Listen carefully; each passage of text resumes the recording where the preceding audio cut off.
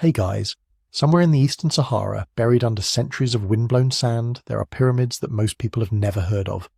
Not the ones on every postcard and screensaver. Not Giza, not Khafra or Menkaure. Different pyramids, in a different country, from a different civilization entirely. And when you start pulling on that thread, the whole picture of what we think we know about ancient desert monuments starts to unravel in ways that are genuinely fascinating, and honestly, a little bit humbling. Before we go anywhere with this, I want to be upfront about something. The title of this video uses the phrase before Egypt, and that phrase is doing a lot of heavy lifting. What does before Egypt even mean? Before the pyramids at Giza? Before the first pharaoh? Before Egyptian civilization existed at all? Before the Sahara was a desert? All of those questions have different answers, and depending on which one you're asking, you get a completely different story. Some of those stories are supported by archaeology and hard evidence. Some of them are supported by interesting theories and partial data.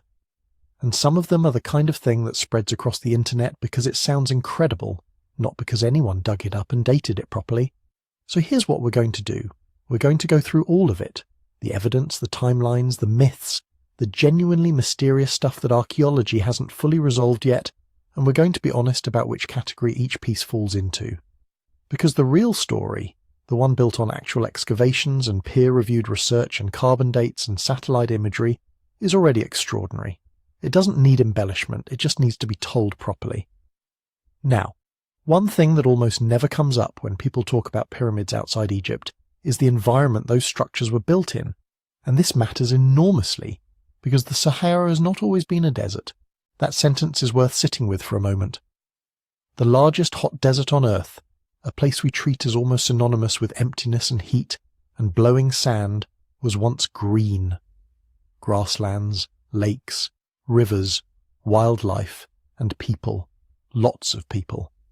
We're talking about a period roughly between 11,000 and 5,000 years ago, when a shift in Earth's orbital cycle pushed the monsoon rains further north, turning what is now barren wasteland into something closer to a savanna.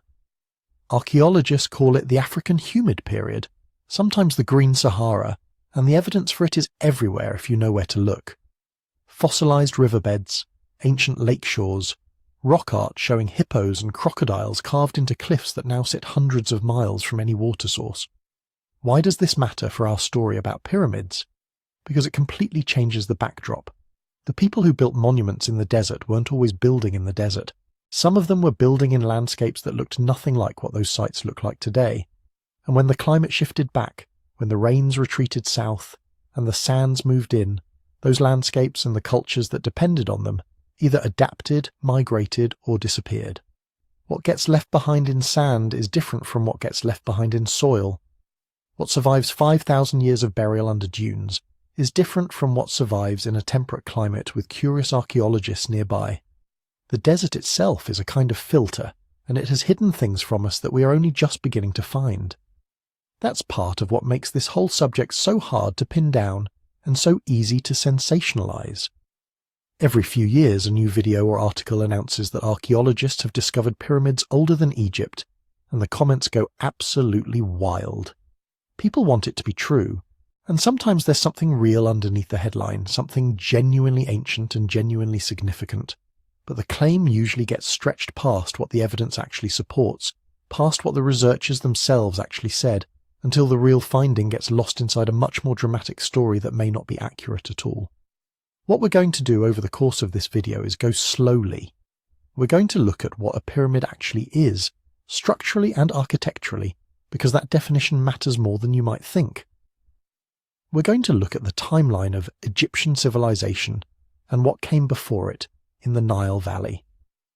We're going to look at the cultures to the south of Egypt, the ones that built hundreds of pyramids in what is now Sudan, the ones that outlasted the New Kingdom, the ones that most Western history classes don't spend 10 minutes on, and we're going to ask, seriously and carefully, whether any pyramid-like structure in any desert anywhere can be credibly dated to before the Egyptian tradition. Not as a gotcha, not to debunk everything, but because the honest answer to that question is more interesting than either the yes or the no by itself. By the end of this, I want you to have something better than a viral claim. I want you to have a map, a real sense of what was actually out there in those deserts, who built it, when and why, So much of it ended up forgotten by the mainstream history most of us were taught. And look, I know a lot of you are listening to this late at night or early in the morning, stuck in traffic, falling asleep, doing dishes, whatever the situation is. I want to know where you are and what time it is there. Drop it in the comments. I genuinely check them, and it's one of my favourite parts of making these things. Last week it was someone in Nairobi at 6 in the morning and someone else in Vancouver at 2 in the afternoon, both on the same video at the same time. That kind of thing never stops being strange and wonderful to me. Also, if you're listening on Spotify, first of all, thank you. And second, you can follow the show there for ad-free, music-free listening. The link is in the description. It's genuinely the cleanest way to listen if you're using this as background or sleep audio, and it supports the channel directly, so it's a good deal for both of us. Alright, we're going somewhere real today. We're going into deserts that used to be green, past civilizations that were thriving while other empires hadn't been born yet, through the complicated and genuinely fascinating question of what it means for a civilization to be erased from history, whether by conquest or neglect, or just the slow drift of sand across stone. The pyramids outside Egypt are real. The history behind them is extraordinary, and some of the mysteries wrapped around them are legitimately unsolved. Let's start with something basic that turns out not to be basic at all. What exactly are we even calling a pyramid? If you ask most people to describe a pyramid, they'll give you the same answer. 4 triangular sides, square base, comes to a point at the top, and they're picturing Giza, obviously. They're picturing something so perfectly geometric, it almost looks like a mathematical proof somebody decided to build at enormous scale. But that image is already doing something misleading, because it's treating one very specific, very refined architectural form as though it's the only one that deserves the name. The real category is much messier than that, and the messiness matters because a lot of the arguments about pyramids before Egypt, pyramids outside Egypt, pyramids that couldn't possibly have been invented independently, those arguments only work if you're using the sloppy definition. The moment you get precise, everything shifts. So let's get precise. Architects and archaeologists working on monumental structures generally recognize several distinct forms that people group together under the word pyramid. True pyramids are what you're picturing. Smooth angled sides rising from a square base to an apex. That's a specific engineering achievement that took centuries of trial and error even in Egypt. It didn't just appear, it evolved. Then there are step pyramids, which are exactly what they sound like. Stacked rectangular tiers, each one smaller than the one below, creating a staircase effect rather than a smooth slope. Egypt's oldest pyramid, Djoser's at Saqqara, is a step pyramid. It predates the smooth-sided Giza pyramids by about a century and a half. It looks almost nothing like them. Below step pyramids in terms of structural complexity, you have mastabas. Flat-topped rectangular structures with sloping sides, used as tombs across ancient Egypt and the wider region for thousands of years before anyone built a step pyramid. The step pyramid might actually have evolved from stacking mastabas on top of each other, which tells you something important about how these forms develop. They aren't invented whole. They grow out of earlier traditions through a series of small decisions made by specific people solving specific problems. Then there are tumuli, which are burial mounds. These show up on every inhabited continent and stretch back to the earliest periods of organised burial practice. They're usually rounded, not pointed. They're made of piled earth rather than cut stone, but they serve the same basic social function as a pyramid, marking the grave of an important person, asserting that person's status, creating a monument that says this person mattered, remember them. And finally, you have a broad category of pyramid-like mounds, natural or constructed landforms that have a vaguely pyramidal profile, but weren't necessarily built as tombs or monuments at all. Grain storage platforms, temple bases, defensive earthworks, stepped platforms for ritual use that have no burial function whatsoever. Now here's why this taxonomy matters so much for our conversation. When someone says they found a pyramid older than Egypt, you need to immediately ask which kind, because if they mean a burial mound with a roughly pointed profile, that's not very surprising at all. Humans have been piling earth over their dead for at least 30,000 years, probably longer. The shape emerges almost inevitably when you heap loose material, it slopes. If they mean a true pyramid with precisely dressed stone, carefully calculated angles, and a construction tradition you can trace through generations of refinement, that's an extraordinary claim that requires extraordinary evidence. The word pyramid is covering both of those things simultaneously, and that ambiguity does a lot of work in viral headlines. Shape alone proves almost nothing about shared civilization or technology transfer. This is a point that gets lost constantly in popular discussions about ancient monuments, and it's worth sitting with. Humans living in wildly different times and places have repeatedly arrived at similar architectural solutions because they were dealing with similar structural and social problems.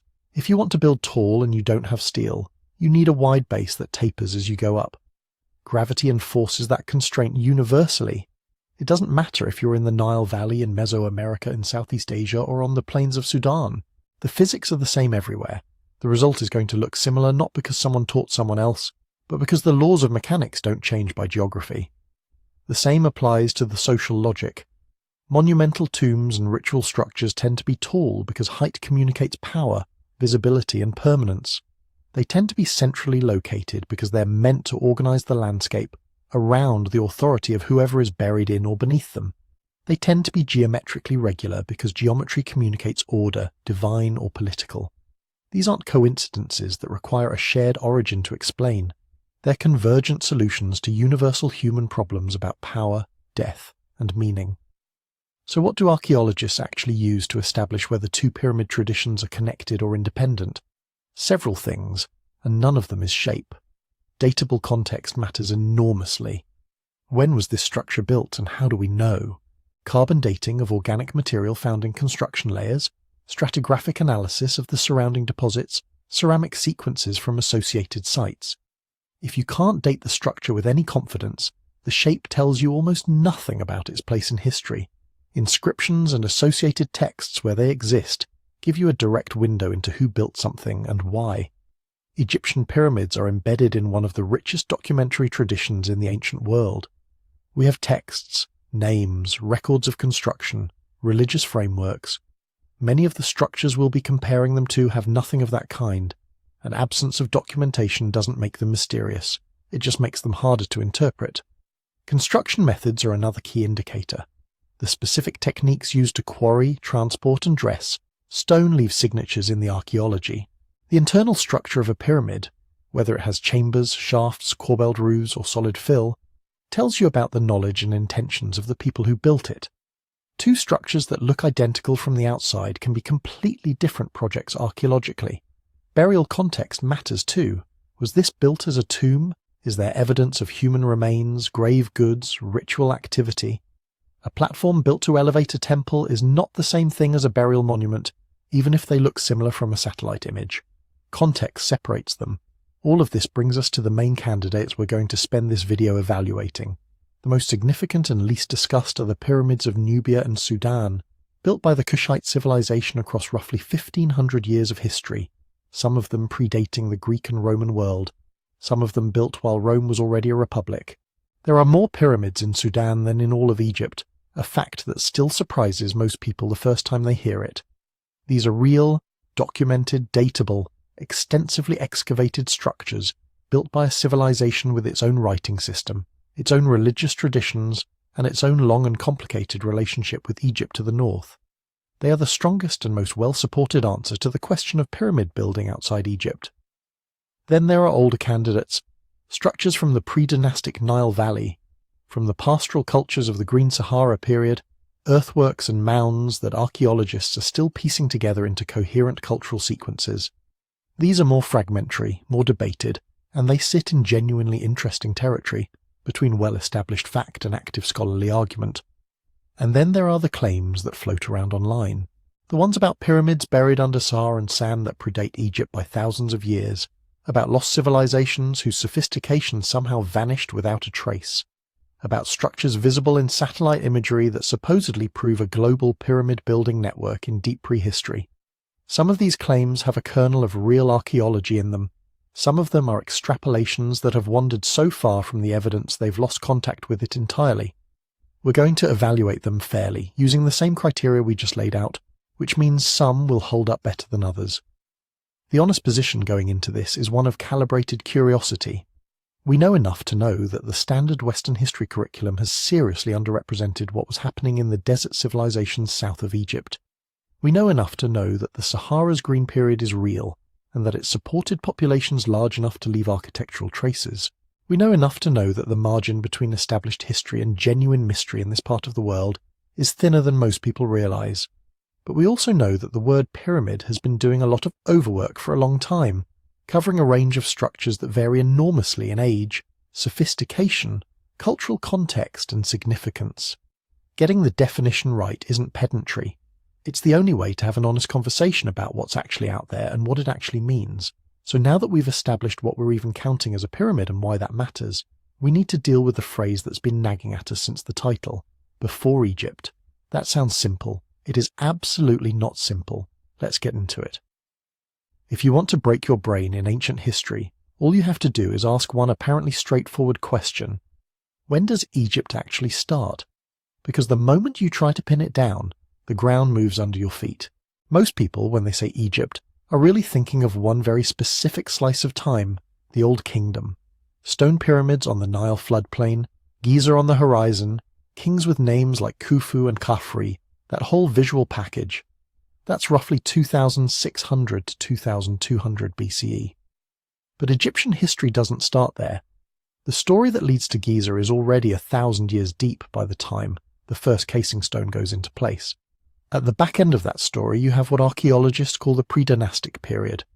Very roughly, from about 5000 BCE down to around 3100 BCE, give or take depending on the region. This is when Nile Valley communities are villages, then chiefdoms, then proto-states. You have the Badarian culture in Upper Egypt, then Naqada 1, 2, and 3, each with their own pottery styles, burial customs, settlement patterns. You can watch social complexity thickening in the archaeological record. Richer graves, more specialized craft production, clear hierarchies emerging. By the late pre-dynastic, two main power blocks are staring each other down along the river, one based in the south, one in the north. Kings, still more warlords than pharaohs, are fighting for control of trade routes, agricultural land, and legitimacy. The famous Nama palette, with its images of a king wearing both the white crown of Upper Egypt and the red crown of Lower Egypt, probably belongs to this moment. It's not Hollywood's Egypt yet. No pyramids, no hieroglyph-covered stone temples. But the machinery that will make those things possible is being built. Surplus agriculture, organized labor, rulers who can extract massive amounts of work from other people. Then, around 3100 BCE, you get what's traditionally called the unification of Egypt and the start of the early dynastic period, Dynasty 1 and 2. Written lists of kings begin. Royal tombs appear at places like Abydos and Saqqara. They're not pyramids. They're big, elaborate mud brick mastabas with underground burial chambers and subsidiary graves for retainers. But the political logic is already there. One person so important that their death reorganizes architecture, labor, and ritual on a continental scale. Only after this comes the Old Kingdom.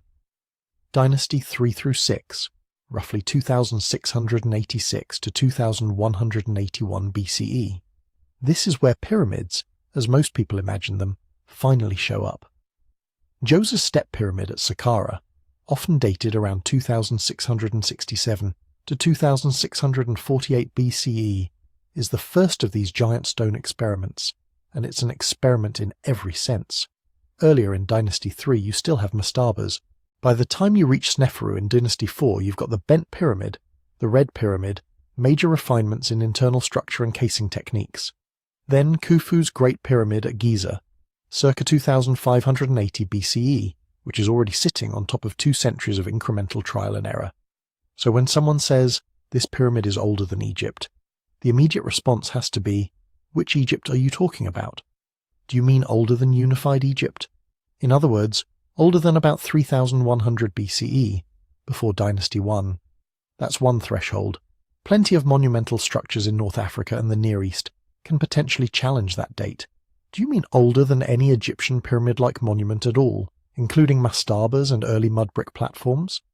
That pushes you back into the late pre-dynastic, into the Naqada 2 and 3 periods, where elites are already building substantial tombs and enclosures. Or do you really mean older than the classic stone pyramids of the Old Kingdom, the Djoser to Giza pipeline between roughly 2700 and 2500 BCE? That's a much easier bar for other cultures to clear, because it's far later than the origin of complex societies. And then there's a third way people slip before Egypt into these conversations, not as a time claim, but as a space claim. They mean Egypt as in everything we already know about, everything on the tourist circuit, everything in the textbooks. So anything out in the Sahara or down in Sudan or in some barely surveyed desert region feels like it must be before Egypt, almost by definition, because it's outside the narrative frame. Chronology gets swapped out for geography without anyone noticing. To navigate this, archaeologists lean on a toolkit that's quite a bit stricter than vibe of oldness. Radiocarbon dating is the workhorse. Organic materials, charcoal from construction fires, wooden beams, woven mats, plant remains in mortar, contain carbon-14, which decays at a known rate. Measure how much is left, you get a range of calendar dates. Not a single year, not 2580 BCE Thursday, but a probabilistic window. This sample is most likely from between, say, 2900 and 2600 BCE. If you get multiple samples from the same construction phase, and they cluster, your confidence goes up. Stratigraphy gives you relative order. Archaeological layers stack over time. As long as they haven't been disturbed, what's lower is older. So if you have a stone mound sitting directly beneath an old kingdom cemetery, you know the mound is older than that cemetery. If it cuts into earlier deposits, you know it's later than whatever it slices through. You may not have exact years, but you have before this, after that, which is often good enough to place something in relation to Egyptian phases. Then you have textual and king list chronologies. The Egyptians themselves kept king lists, on temple walls, papyri, monumental inscriptions giving sequences of rulers. Later, historians like Manetho in the Ptolemaic period reworked these into dynasties with reign lengths attached. Modern scholars cross-reference those lists with astronomical references, synchronisms with other cultures, and datable events like eclipses or volcanic eruptions. That gives you an absolute scaffold. This king probably ruled around these decades. This building belongs to his reign. These objects must be contemporary or slightly later. None of these methods is perfect. Radiocarbon dates can be off by a couple of centuries if you're not careful about contamination, or the old wood problem. King lists disagree with each other and with the archaeology. Stratigraphy can be mangled by later activity. There are gaps where we simply don't have enough data. But taken together, they form a tight enough net that you can't just drop in a random 12,000-year-old pyramid without everything else screaming in protest. And this is where a lot of sensational timelines start to fall apart. To make a lost desert civilization pre-Egyptian, in the dramatic sense, a lot of popular accounts will do one of three things. They'll cherry-pick the widest possible radiocarbon date ranges, always the earliest end, and present that as a firm age. If a sample has a 95% probability of falling between 3600 and 3000 BCE, the headline becomes cite dated to 3600 BCE, with no mention of the uncertainty.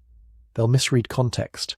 A stone mound that has artifacts from 7000 BCE buried beneath it, and artifacts from 2000 BCE on top of it, is sometimes described as 7,000-year-old, as though the mound itself is that old, when the structure actually sits in the middle of that sandwich. Or they'll quietly shift the meaning of before Egypt from before the Old Kingdom pyramids to before any Egyptian state, to before any complex society in the region, without recalculating the dates. A desert tumulus that's roughly contemporary with Egypt's early dynastic mud brick tombs gets marketed as thousands of years older than the pyramids, because the comparison target has silently moved from Djoser's Step Pyramid to Khufu's Great Pyramid. Once you see that move, you can't unsee it. So to keep this honest, we need to narrow the question we're actually asking in this video. We are not trying to find some single monolithic civilization before Egypt that secretly taught the Egyptians how to build. There is no evidence for that. What we're going to do is more precise and in many ways more interesting. For each major cluster of desert pyramids and pyramid-like monuments, whether in the Nile Valley, Nubia, or the wider Sahara, we'll ask, which phase of Egyptian history are they actually earlier than?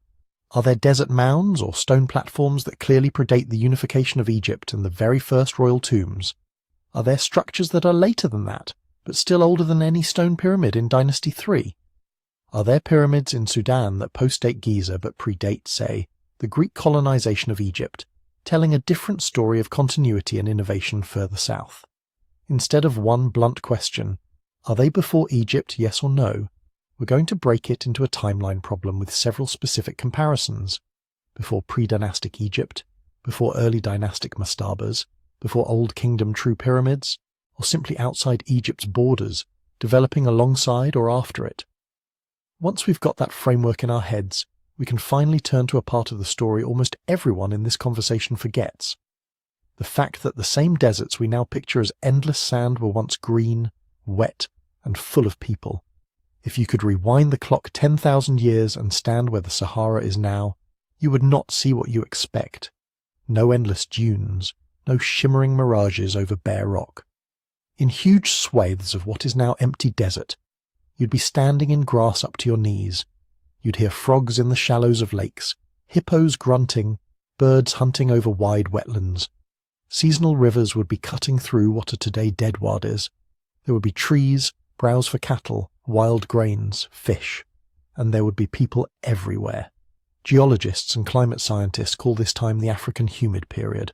Rough dates from about 11,000 years ago down to around 5,000 years ago, with local variations. It's driven by changes in Earth's orbit and the way monsoon systems respond. The short version is that the northern hemisphere was getting more summer sunlight. The West African monsoon pushed much farther north. Instead of petering out at the Sahel, rain belts marched deep into what is now the Central Sahara. You can still see the scars of that green world if you know where to look.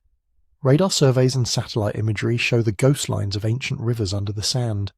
Vast fossil lake beds, like the basin of Mega Lake Chad, once held bodies of water the size of small seas.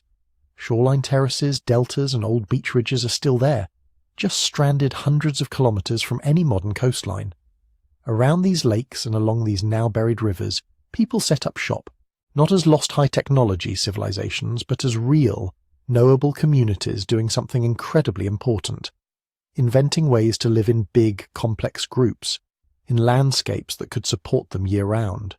You get repeated occupation of the same favoured spots, lake margins, rocky promontories above floodplains, springs along paleo channels.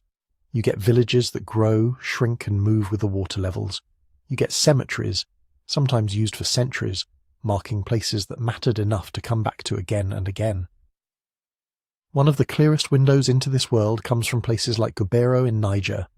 During high water phases, people buried their dead on the shores of a deep lake. When the climate briefly dried, the site was abandoned. When the rains returned, a different culture with different tools reused the same ridge as a cemetery. Layers of human story stacked with the rise and fall of the waterline. Now zoom that pattern out across millions of square kilometers. During the humid period, human movement in North Africa isn't funneled narrowly down the Nile. It's fanning out across a whole green belt of habitable land. And that has two huge implications for our before Egypt problem. First, it means there were a lot more people in places we now treat as uninhabitable blanks on the map. Herding cultures moving cattle and sheep between seasonal pastures, fishing communities clustered on lake shores, hunter-gatherers ranging through savanna and woodland. They're not cities, but they're absolutely capable of building large communal monuments, organising collective labour, and developing long-distance exchange networks. Second, it means that as the climate shifts back toward aridity, the archaeological record of those people gets scrambled in ways that are deeply misleading if you don't account for the environment. Because the African humid period doesn't end overnight, it frays, rains become less dependable, lakes fluctuate more drastically, grasslands thin, and as that happens, people begin to move. Some track the retreating rainfall belt south back into what is now the Sahel and beyond. Some push east, hugging the routes where water still flows seasonally. Others get funneled towards the one great corridor that retains relatively stable water, even as the rest of the region dries, the Nile Valley. This is one of the quiet but powerful ways climate shapes history. As the Sahara dries between roughly 6,000 and 3,000 BCE, you don't just get a desert expanding, you get population pressure building along shrinking ribbons of habitability. Groups that once could spread out over a 1,000-kilometre-wide green zone are now competing for floodplains, oases and riverbanks. Cultural traditions, burial customs and architectural ideas from what is now the Deep Sahara end up concentrated along the Nile and its fringes. At the same time, the physical places where those ideas first developed are being attacked from all sides. Falling lake levels undercut shorelines, collapsing early burial terraces into the mud. Wind erodes exposed sediments, stripping away shallow features. Sand dunes march over low stone constructions, covering them completely. In other spots, deflation, the removal of fine particles by wind, actually scours down into older layers, re-exposing burials or structures that had been buried for millennia. The result is strange from our perspective. A cemetery used continuously for 1,000 years might look like a scatter of bones and broken stone rings on an eroded ridge, with later burials washed away. A monumental mound that once had a clear profile in a grassy landscape now sits half-dune buried, its top sheared off by wind, its base invisible under meters of shifting sand. To someone walking through today, it can feel like these things just appear out of nowhere. Lonely tumuli in the middle of a lifeless desert. A pyramid-shaped hill with no obvious context. An isolated field of stone circles. It looks like a civilization teleported in, built a few weird things, and teleported back out. In reality, climate has been selectively erasing and rearranging the evidence. Even with that erosion, a surprising amount has survived. Across Libya, Algeria, Niger, Chad, Sudan, and beyond, archaeologists have documented thousands of stone tumuli, earthen or stone mounds raised over burials. Some are simple heaps, others are carefully built cairns with internal chambers. Some sit alone, others form vast cemeteries stretching over kilometers, with dozens or hundreds of mounds in organized clusters. You also get megaliths, standing stones aligned in circles, rows, and more complex patterns. Nabta Playa in southern Egypt is the most famous, with its small stone circle and aligned slabs dating back to the late 6th millennium BCE, roughly contemporary with or earlier than many pre-dynastic Egyptian developments along the Nile. But Nabta is just one node in a much broader tradition of stone settings across the Central Sahara. These are not pyramids in the textbook sense. They are not dressed stone, sharply angled, casing-lined monuments on the scale of Giza. They are earlier, rougher, and tuned to different needs. Many are tied to burial traditions, collective tombs, elite graves, symbolic markers of ancestral presence in a landscape that people were still moving through seasonally. Others may have calendrical or territorial functions, ways of fixing memory and meaning to particular places in an environment where water and pasture shift year by year. Put together, they show something crucial. Long before Old Kingdom pharaohs start stacking limestone, Saharan societies are already playing with the core ingredients of monumentality, raising the dead above the surrounding ground, using geometry, circles, lines, mounds to mark sacred space, coordinating labor to move heavy stones, building cemeteries that act as both spiritual centers and claims to the land. Now layer the climate story back on top of that. When the Sahara was green, these monuments sat in the middle of living landscapes, near wells, on promontories over lakes, along cattle routes. As the deserts advanced, the people moved, but the stones stayed. Some were reused by later groups passing through. Others were abandoned entirely.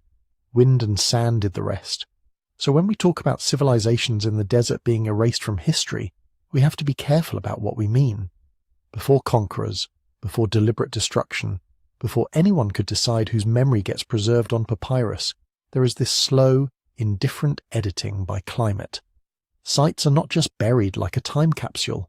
They're chewed on by erosion, half preserved, half destroyed, sometimes re-exposed thousands of years later, in a form that encourages misunderstanding. A field of tumuli, stripped of its surrounding villages, herding routes and water sources, looks like a puzzle piece with no picture on the box. And this is the backdrop we have to hold in mind when we zoom in on any specific desert pyramid claim.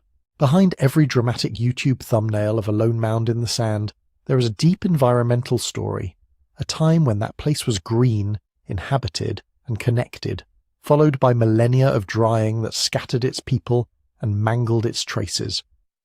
Only after we've accounted for that, only after we've seen how climate, sand, and time can make complex societies look like brief, inexplicable flashes, does it really make sense to talk about who copied whom, who came before Egypt, and how stone monuments in the desert actually fit into the wider timeline of human experimentation with pyramids, platforms, and mounds. If you walk the timeline forward from those early tumuli and stone circles, you don't jump straight to Giza. There's an entire missing chapter in most people's mental history books where humans are quietly, messily iterating their way toward big, permanent monuments. And the first thing to realize is, the story doesn't start with stone.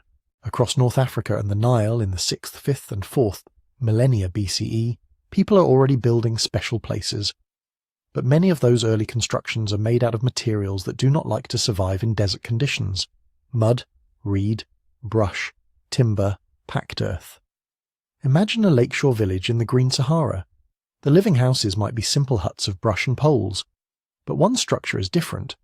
Bigger, maybe raised on a low platform of piled earth, reinforced with stones along the edge. Maybe it's ringed with posts hung with hides or skulls or objects of power. That's your community's ritual house, its ancestor house, its council house. Archaeologically, if it gets flooded, trampled, and then eroded over thousands of years, that elevated platform might be the only thing that leaves a clear trace. Those little platforms, bumps, and low mounds are easy to miss when you're looking for clean stone geometry, but they matter because they show a pattern. Long before the first true pyramid, people are marking out space, raising certain activities above the everyday ground level, and investing labour into places that are supposed to last. You see this same logic along the early Nile. Pre-dynastic cemeteries in Upper Egypt and Nubia, places like Nakada, Hierakonpolis and Kustal, start out as fairly simple grave clusters. Shallow pits, bodies curled or extended, maybe a few pots and personal items. Then, over time, some graves get bigger. People start digging rectangular pits, lining them with mud brick or timber, and heaping low mounds over the top. Out of that tradition comes something very important: the mastaba. A mastaba in its earliest form is basically a bench-shaped platform over a burial. From the surface, it's a low, flat-topped rectangle with sloping sides, made of mud brick or sometimes rubble and stone. Underneath is the chamber where the body lies, with a shaft connecting the two. You can think of it as a hybrid, half tomb, half above-ground monument. The earliest royal mastabas at places like Saqqara and Abydos in the late 4th millennium BCE are still centuries before the Great Pyramid. But they're already doing the heavy conceptual lifting. They separate the physical body from the public monument. They create a layered structure where the underground chamber is one realm, the superstructure another, and the surrounding courtyard yet another. Different rituals, different audiences, same individual. That separation is a social invention as much as an architectural one. It only makes sense if you're in a world where certain people, chiefs, proto-kings, cult leaders, are being treated as qualitatively different from everyone else. And that's the second key thread running through these early monuments: social pressure. Why do people start piling up dirt and stone in one spot, year after year, generation after generation? A big part of it is ancestors. If your lineage claims a patch of floodplain or a well in the desert, you want visible proof that you belong there. Burials do that. A cluster of graves says, "Our people have been here. Our dead are in this ground." But a simple pit grave doesn't shout very loud. A mound over that grave, a cairn, a tumulus, a mastaba does. It's a literal raising of status. This individual, this line, is elevated above the rest. You can read this process in the way cemeteries stratify. For a while, everyone's graves are broadly similar.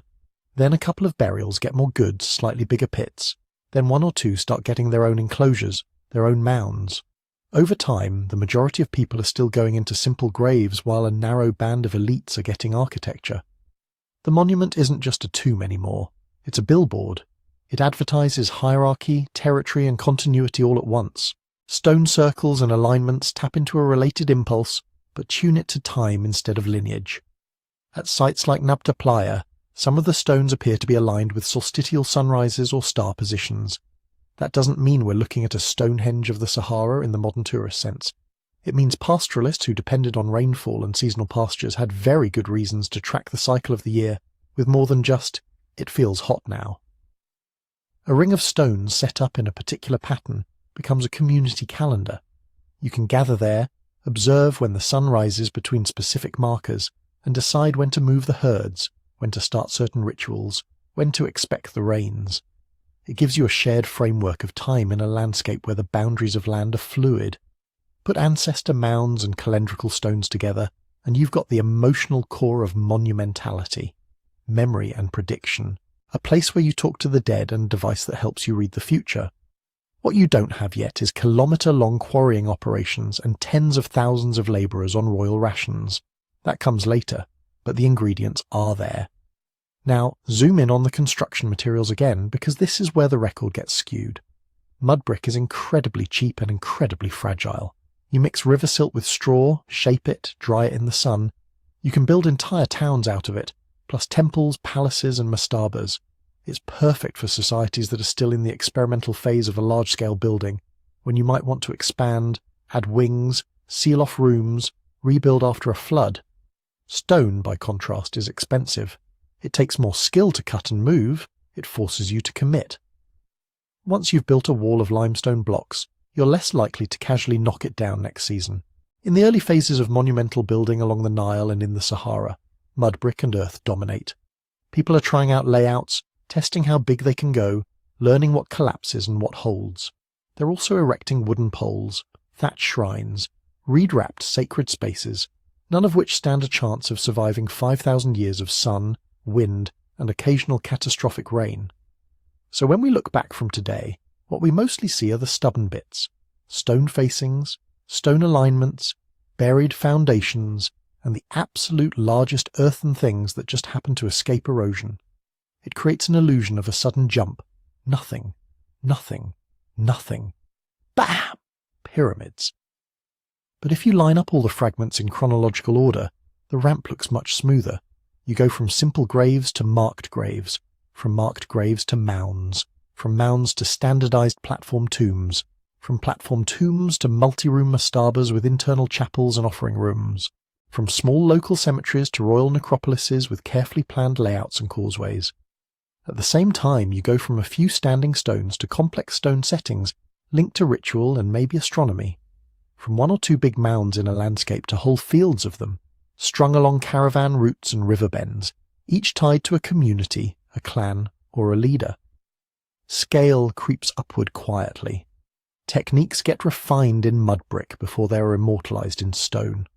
Political authority expands from village headman to hereditary chief to king, and with each step the monuments grow to match the claims. So when an Egyptian architect finally stacks mastaba-like layers on top of each other to create something we'd recognize as a step pyramid, it's not a lightning bolt out of nowhere. It's an expression of architectural habits and social logics that have been building for centuries.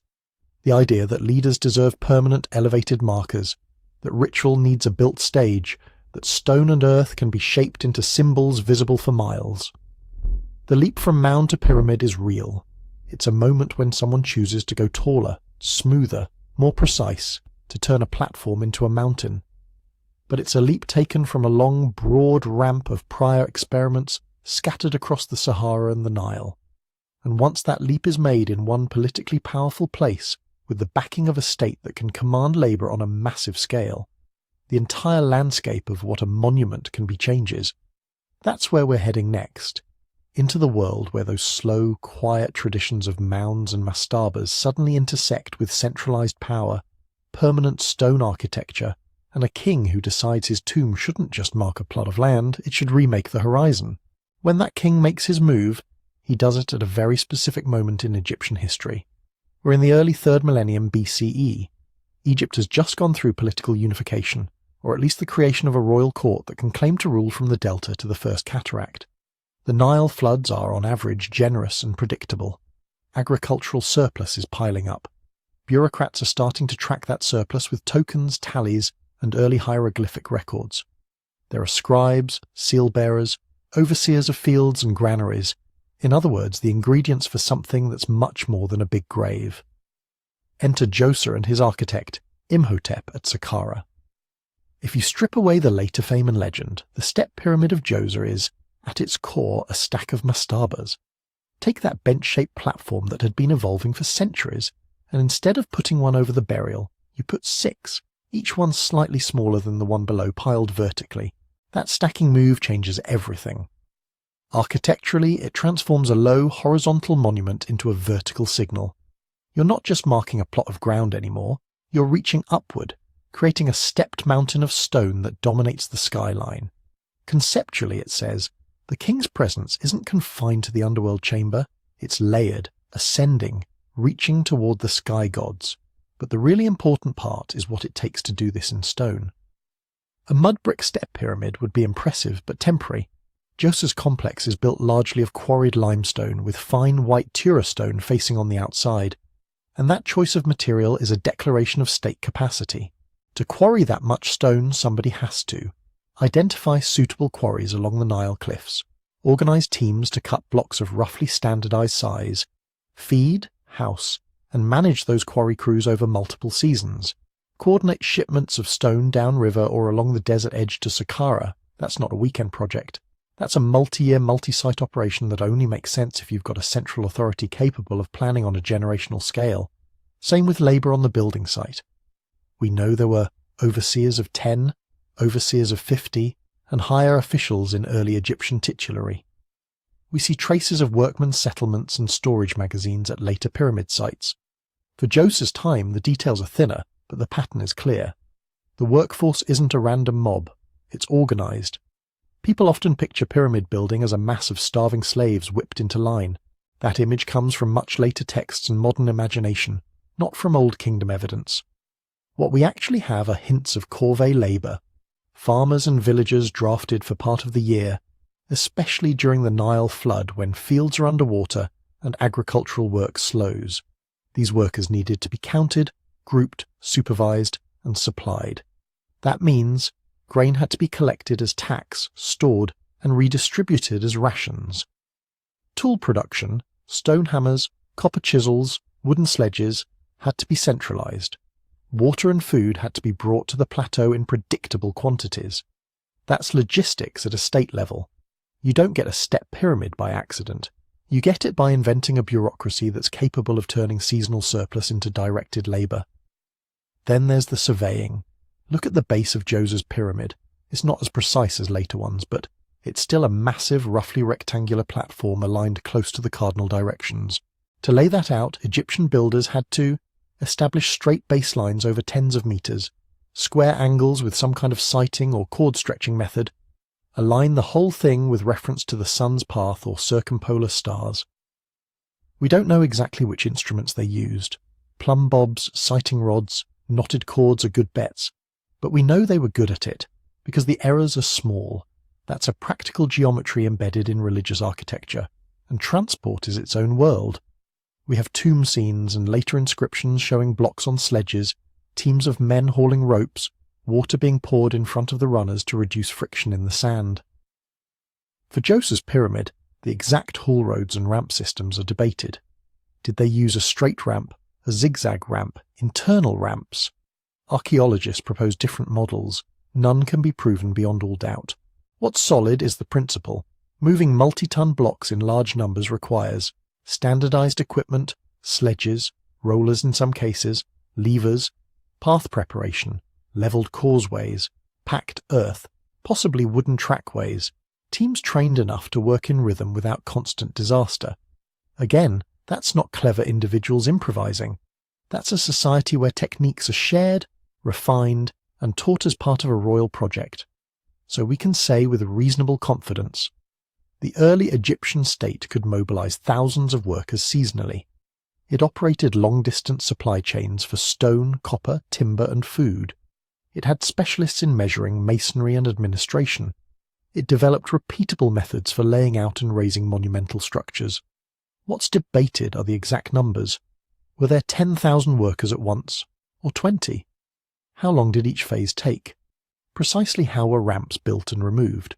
Scholars run simulations and argue over sediment traces, but we're in the realm of models, not direct records.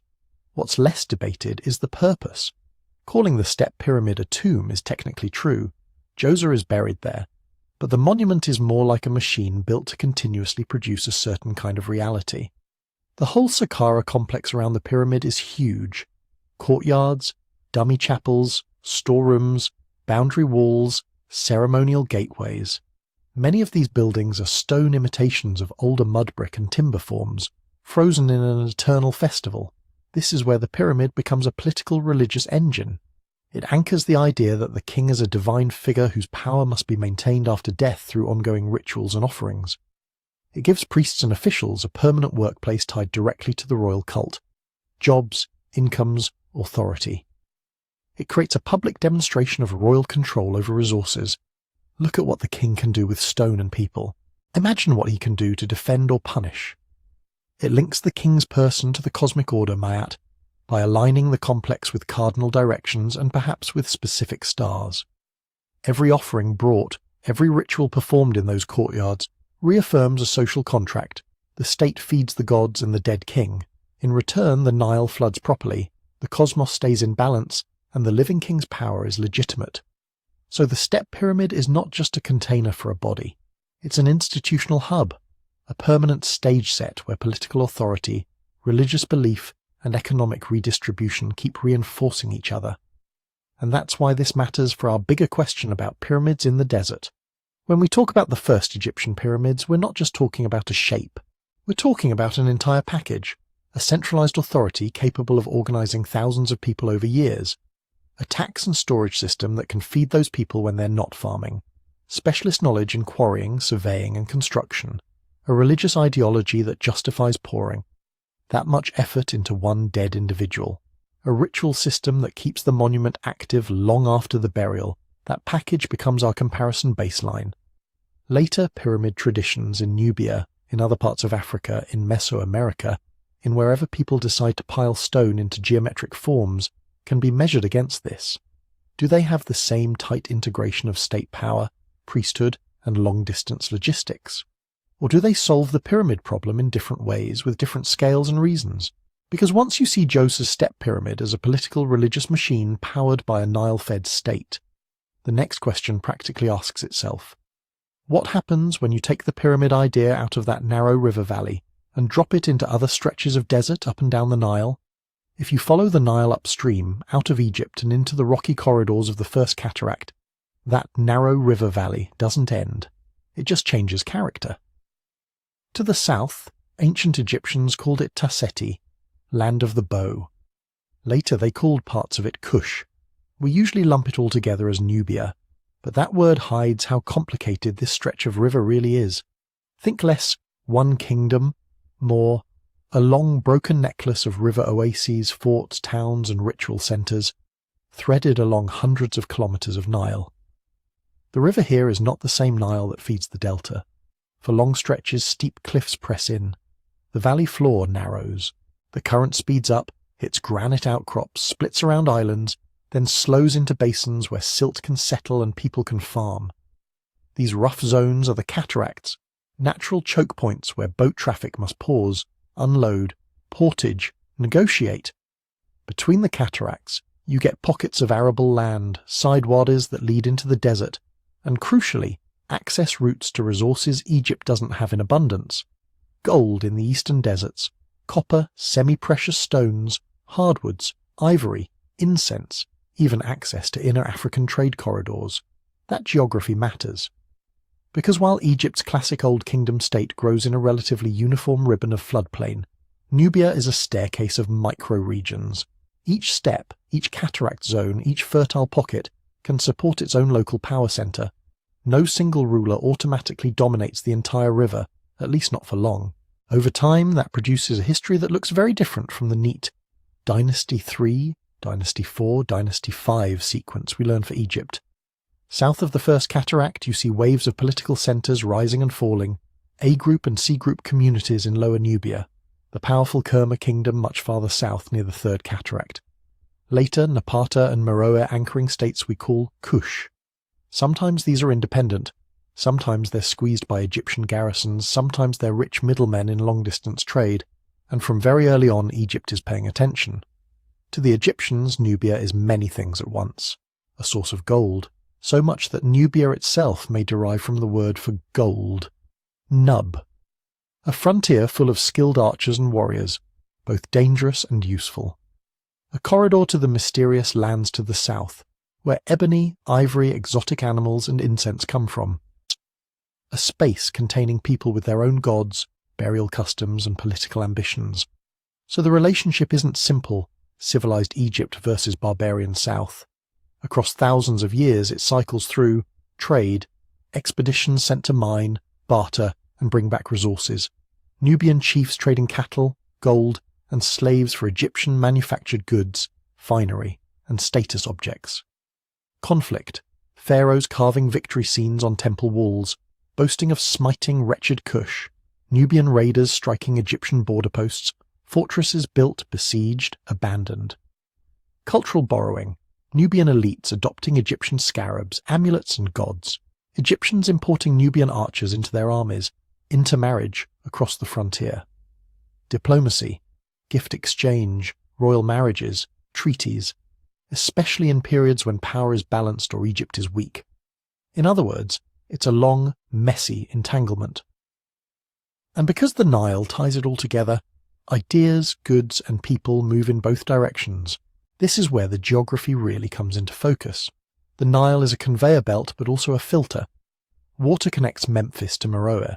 Cataracts break that connection into segments, so you can get situations where Saqqara's priests are performing rituals for an Old Kingdom king, Egyptian officials are sitting in mud brick forts guarding the southern frontier, and hundreds of kilometres farther upstream, Nubian communities are building tumuli and early monuments on their own terms. They're in the same macro world, but not in the same political orbit. Radiocarbon dates, pottery styles, and burial customs show continuous human occupation and evolving complexity in Nubia going back well before the classic stone pyramids of Giza. But the way that complexity is expressed is different. Large earthen tumuli, stone circles, fortified settlements, elite graves stocked with cattle burials and imported prestige goods. When Egypt is strong, Nubia is often woven into Egyptian narratives as a conquered land, a supplier of tribute, a place where Egyptian gods and kings extend their reach. When Egypt fragments or pulls back, Nubian polities like Kerma or later Kush don't vanish. They consolidate, innovate, and sometimes turn the tables. At one point they even send their own kings north to rule as pharaohs of Egypt. But in popular history, that southward stretch of the Nile tends to be treated like a footnote. Schoolbook maps shade Egypt bright and colourful, then grey out everything upstream. The assumption, rarely stated but always lurking, is that the real story of pyramids and civilization happens in Lower Egypt, and that anything similar in Nubia must be derivative or secondary. Yet once you look at the archaeological record, that assumption gets very shaky. Take the cemeteries of El Kuru and Nuri. These sites sit near the Fourth Cataract region, in what is now northern Sudan. By the early 1st millennium BCE, long after the classic Old Kingdom pyramid age has passed, a powerful Kushite kingdom centered at Napata is thriving here. These are the same Kushite rulers who will later appear in Egyptian king lists as the 25th dynasty, the so-called Black Pharaohs who take control of a divided Egypt. How do these Kushite kings choose to bury themselves? In pyramids. Not giant Giza-scale mountains, but steep-sided stone pyramids built over underground chambered tombs, rising above the desert in clusters. At El Kuru, you find some of the earliest of these royal Kushite pyramids. They mark the graves of kings and queens who are using Egyptian hieroglyphs, invoking Amun, and wrapping themselves in a pharaonic visual language. But they're also embedding those symbols in a Nubian landscape, among older tumulus traditions and local cult sites. Move just across the river to Nuri, and the pyramid field expands. Here lies Taharqa, one of the most famous Nubian pharaohs of Egypt, under a massive pyramid that rivals many later Egyptian examples in scale. Around him, more pyramids for his successors, each one part of a royal necropolis that ties together Nile, desert and mountain. Then you go farther downstream in time and a bit farther upstream in space, and you hit Meroe. For centuries, Meroe serves as the capital of a later Kushite state that flourishes after the Assyrian and later invasions push power south from Napata. The city sits between the Nile and the desert trade routes, near rich iron resources and grazing lands. Outside the city, on low desert ridges, hundreds of pyramids rise. These Meroitic pyramids are smaller, sharper, often with tiny attached chapels. Many were robbed in antiquity, and some were brutally blasted by 19th century treasure hunters. But enough remains to show a complex, long-lived royal cemetery tradition, stretching over generations, with distinct architectural styles and decoration. Why aren't these front and centre in pyramid conversations? Partly because of chronology. They're later than the Old Kingdom Egyptian pyramids, so they don't fit the first ever narrative. Partly because 19th and early 20th century archaeology was obsessed with Egypt proper.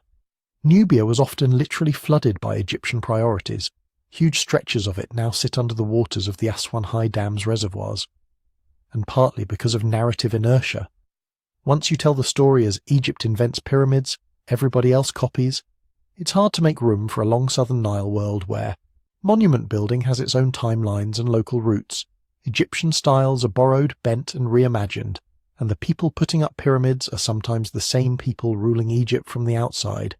The evidence from El Kuru, Nuri and Meroe doesn't show a passive fringe mimicking a civilized centre. It shows a powerful, evolving Nubian Kushite tradition that steps into and then reshapes the pyramid idea for its own purposes.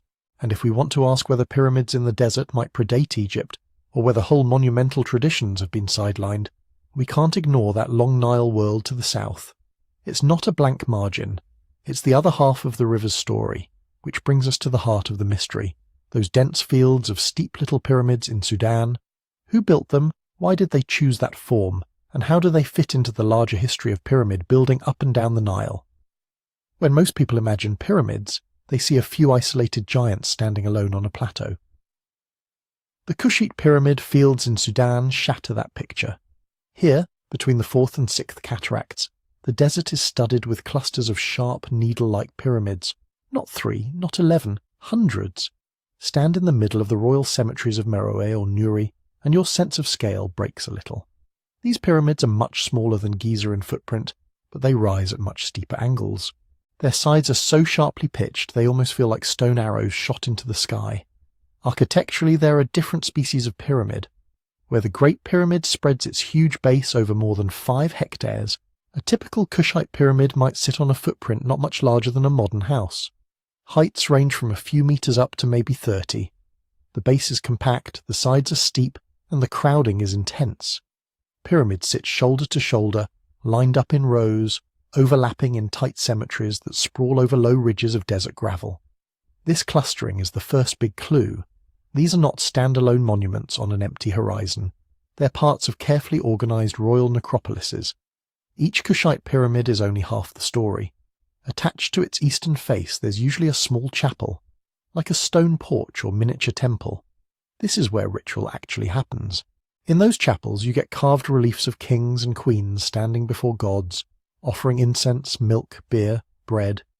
You see images of Amun, Isis, Osiris, lion-headed Apedamak, and other deities, some with clear Egyptian roots, others distinctively Nubian. Below the chapel, cut into the bedrock, descend shafts and side chambers where the body and grave goods were placed. Functionally, these are royal tombs, but not in the Pharaohs sealed alone inside a mountain of stone, sense most of us know from Egypt documentaries. The Kushite arrangement is more like a layered ritual system. Underground, the burial chambers, often plastered and painted, where the dead ruler lies with jewellery, weapons, amulets, pottery, sometimes even imported luxury objects. At ground level, the pyramid itself, a visible marker of royal status and cosmic connection. Out front, the chapel, open to priests and family, where offerings could be made for as long as memory and political stability allowed. Symbolically, the pyramid part is still plugged into the same basic cosmic vocabulary as Egypt. A pyramid is not just a fancy pile of stones. It's a statement about resurrection, the sun's rising and setting, the staircase or ramp by which the royal soul ascends to the sky. But the way Kush expresses that idea is its own. The steep angle gives the pyramids a more vertical, almost flame-like presence. Some scholars think this may echo older Nubian tumulus traditions, where the focus was on marking a spot in the landscape rather than constructing a massive interior. Others point to the strong relationship between these cemeteries and nearby sacred mountains and wadis, suggesting that, for the Kushites, the pyramid is one element in a wider sacred topography that includes hills, river and desert winds. Chronologically, where do these fields sit? This is where phrases like later than Egypt get tricky. The best supported dates for most Kushite pyramids come from the Napatan and especially the Meroitic periods. That's roughly from the 8th century BCE down into the first few centuries CE, with the denser Meroe pyramid fields mostly between around 300 BCE and 300 CE, give or take, depending on the specific cemetery and phase. So yes, if you're thinking before Giza, these are not contenders. The classic Old Kingdom pyramids in Egypt are over 1,000 years older than the earliest Kushite royal pyramids. But later than Egypt hides more than it reveals. Egypt doesn't stop existing after the Old Kingdom.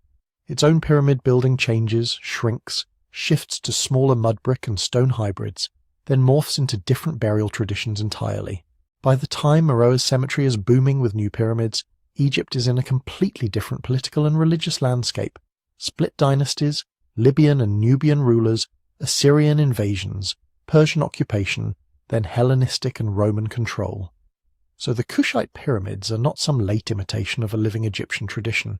They're picking up a form that, in Egypt itself, is already mostly historical memory, and then rewiring it. You can see this in the evolution of Kushite royal burials. Early on, elite Kushites used big earthen tumuli, massive burial mounds with rich grave goods, and sometimes separate chapels or markers. When the Napatan kings begin to present themselves as pharaohs of Egypt in the 8th to 7th centuries BCE, they start building pyramids over their graves at El Kuru and Nuri.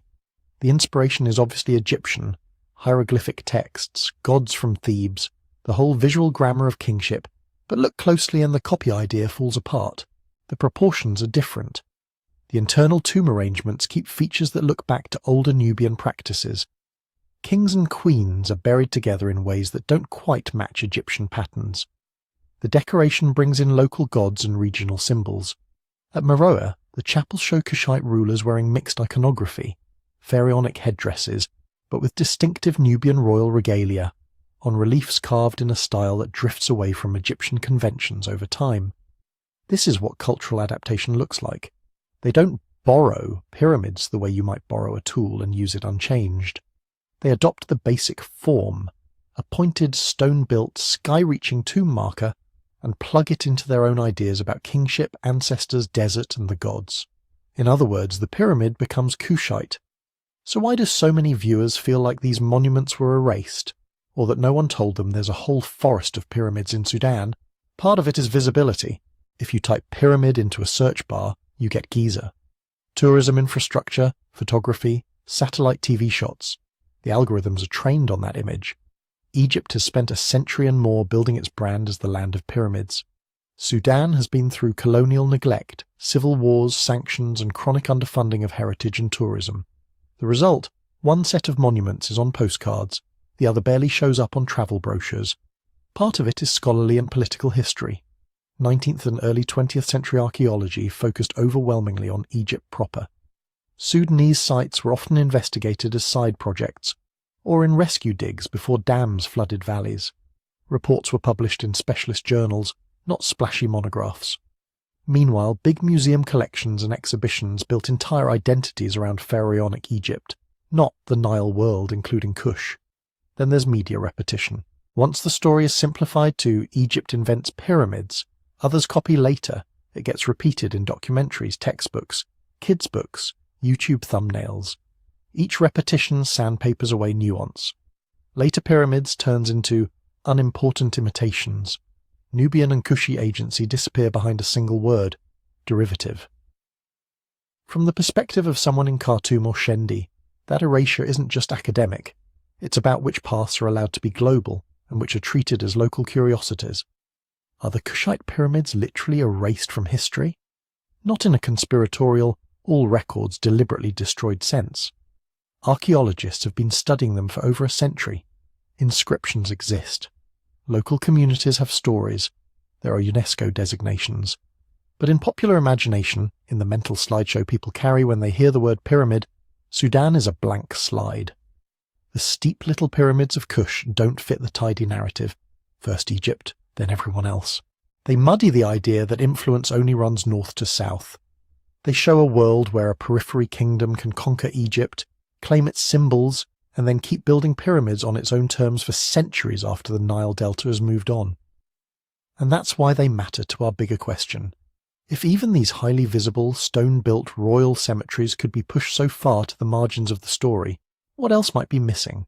What happens when you look beyond the postcard and start seeing deserts like the ones in Sudan not as empty wastes around a single civilization, but as landscapes where different societies pick up similar tools, like pyramids, and turn them into something new?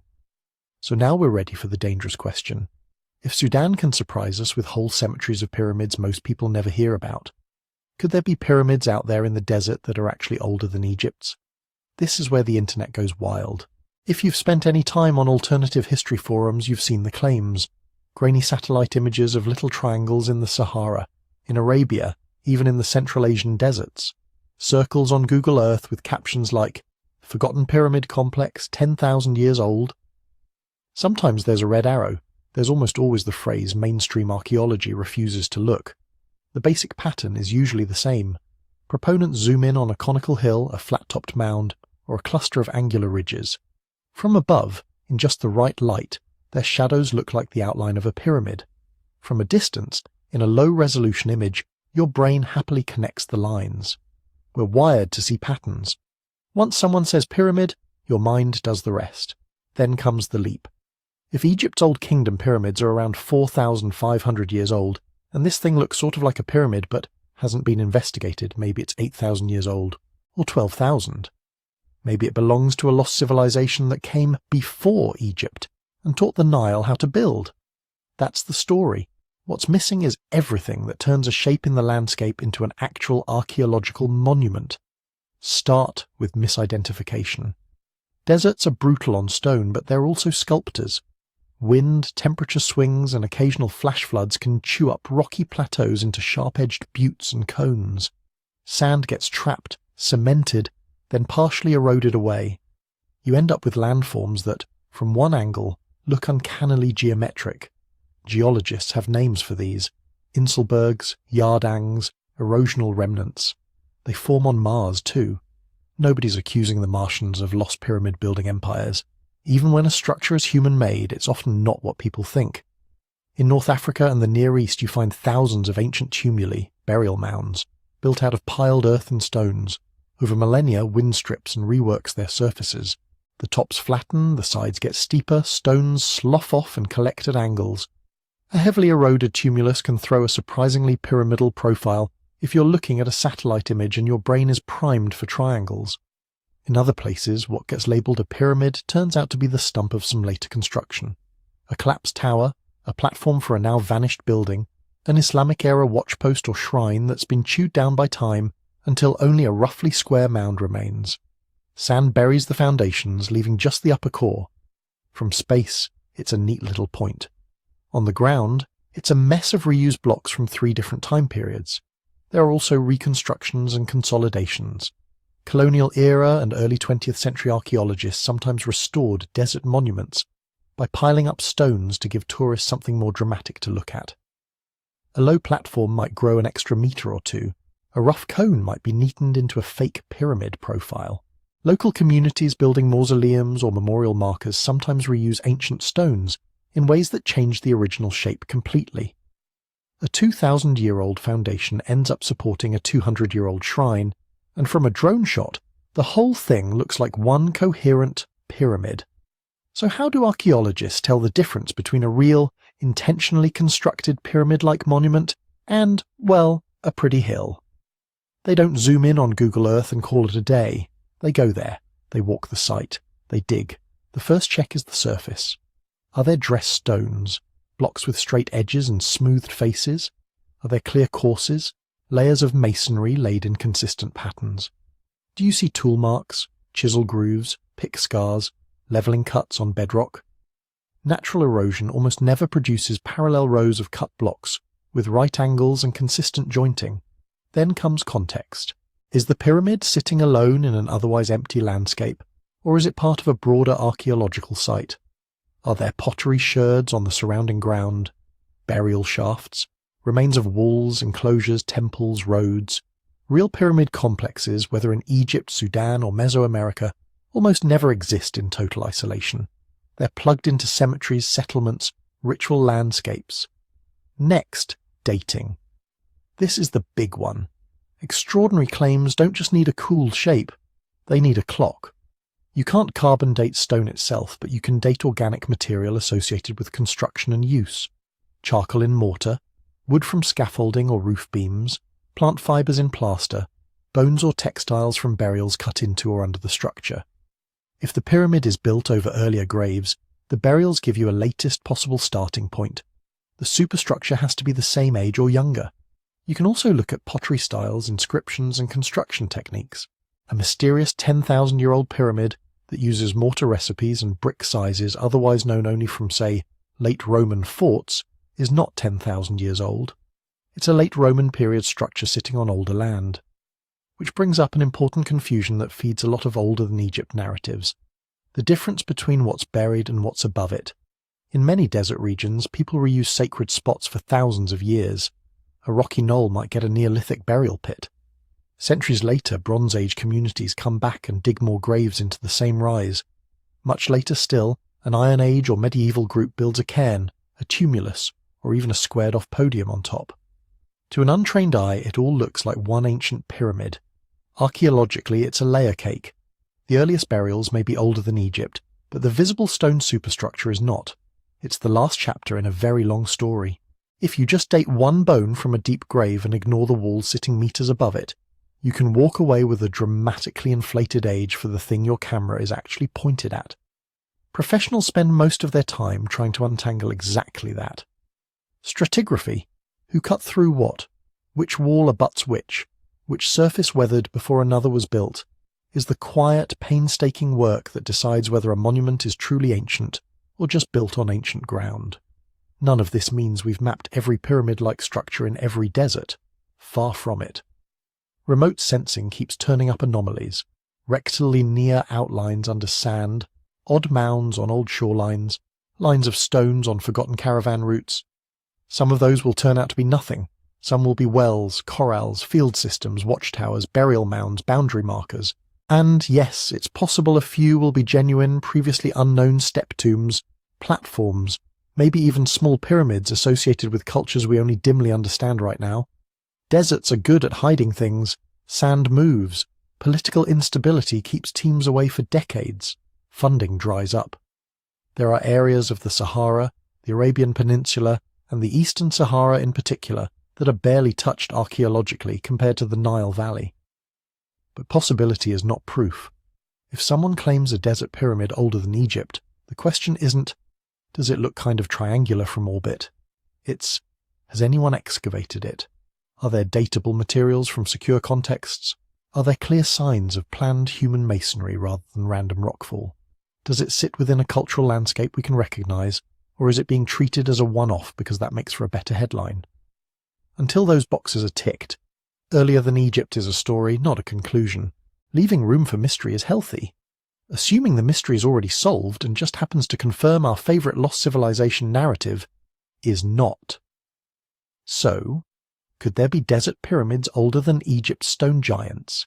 It's not impossible. There are older monumental traditions, earthen mounds, stone platforms, megalithic alignments, that blur the line between pile of dirt and architectural statement. Some of them will keep surprising us, but if and when we find a true pre-Egyptian desert pyramid, we'll know not because it looks satisfying in a screenshot, but because the slow, unglamorous work of archaeology says so.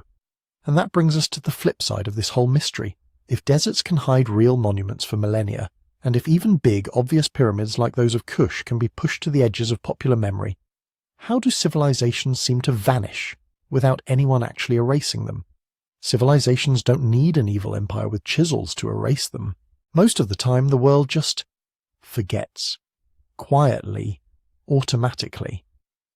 Because the things people actually lived in, wrote on and cared about are made of materials the planet is very good at destroying. Start with the simplest, most brutal filter. What we build with. Stone is the celebrity. Stone temples, stone pyramids, stone stelae. Those are what turn up in documentaries and coffee table books. But for the vast majority of human history, stone was expensive, specialized, or simply impractical. If you're running a town on the Nile or in the Sahara fringe, you don't carve every house out of limestone. You make mud brick. You cut palm trunks and acacia poles. You weave reed mats. You plaster walls with Nile silt, straw, dung. Those materials are fantastic for living humans. They insulate against heat, they're easy to repair, and they're cheap. They're terrible for archaeologists. A mud brick house left alone is basically a premixed landslide. One rainy season, a collapsed roof, a few decades of floodwater washing the edge. Suddenly your nice rectangular house is a rounded hump. Give it a few centuries and that hump is just a natural rise. Given a few millennia, it blends into the landscape completely. Wood goes faster, roof beams rot. Posts are eaten by insects, burned as firewood, scavenged for new buildings. Unless it's in some extremely lucky context, deeply buried, waterlogged, frozen or desiccated, wood is gone, even stone betrays us. Sandblasting rounds corners, salt crystals grow and burst blocks apart, earthquakes tumble walls, and people grab whatever's left as free building material. A monumental facade collapses, and suddenly those neat-facing blocks are being cut down into little cubes for a medieval city wall. So you get a vicious preservation bias. Big, heavy, durable structures in the right kind of environment stand a chance. Pyramids, temples, foundations carved into bedrock. Everyday houses, markets, workshops, painted walls, wooden roofs, decorated doorways, everything that made a city feel alive is structurally designed to disappear. That means when we talk about civilizations, what we're really seeing is the tiny fraction of their stuff that accidentally got a long-term preservation bonus. And even the things that do survive don't necessarily stay visible. Desert sands don't sit still.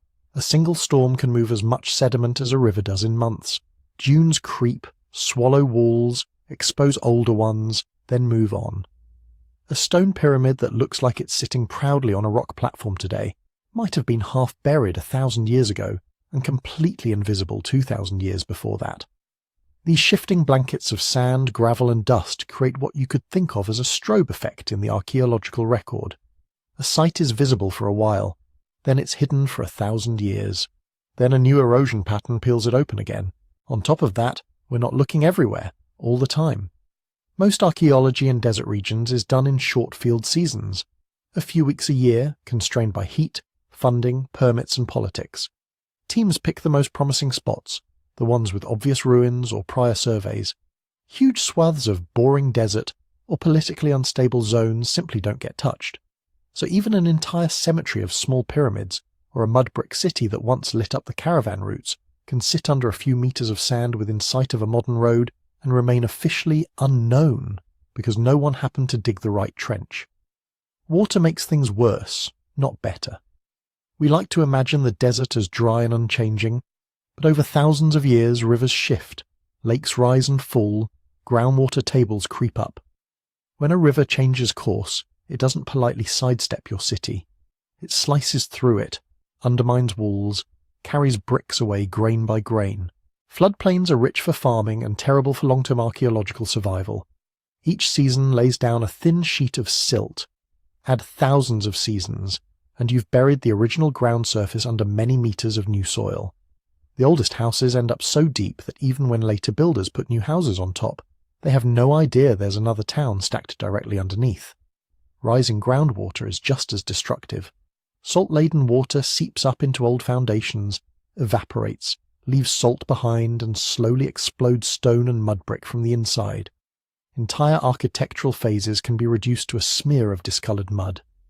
In some parts of the Nile world, the only way we know a very early settlement even existed is from a thin horizon of broken potsherds or ash sandwiched between sterile layers.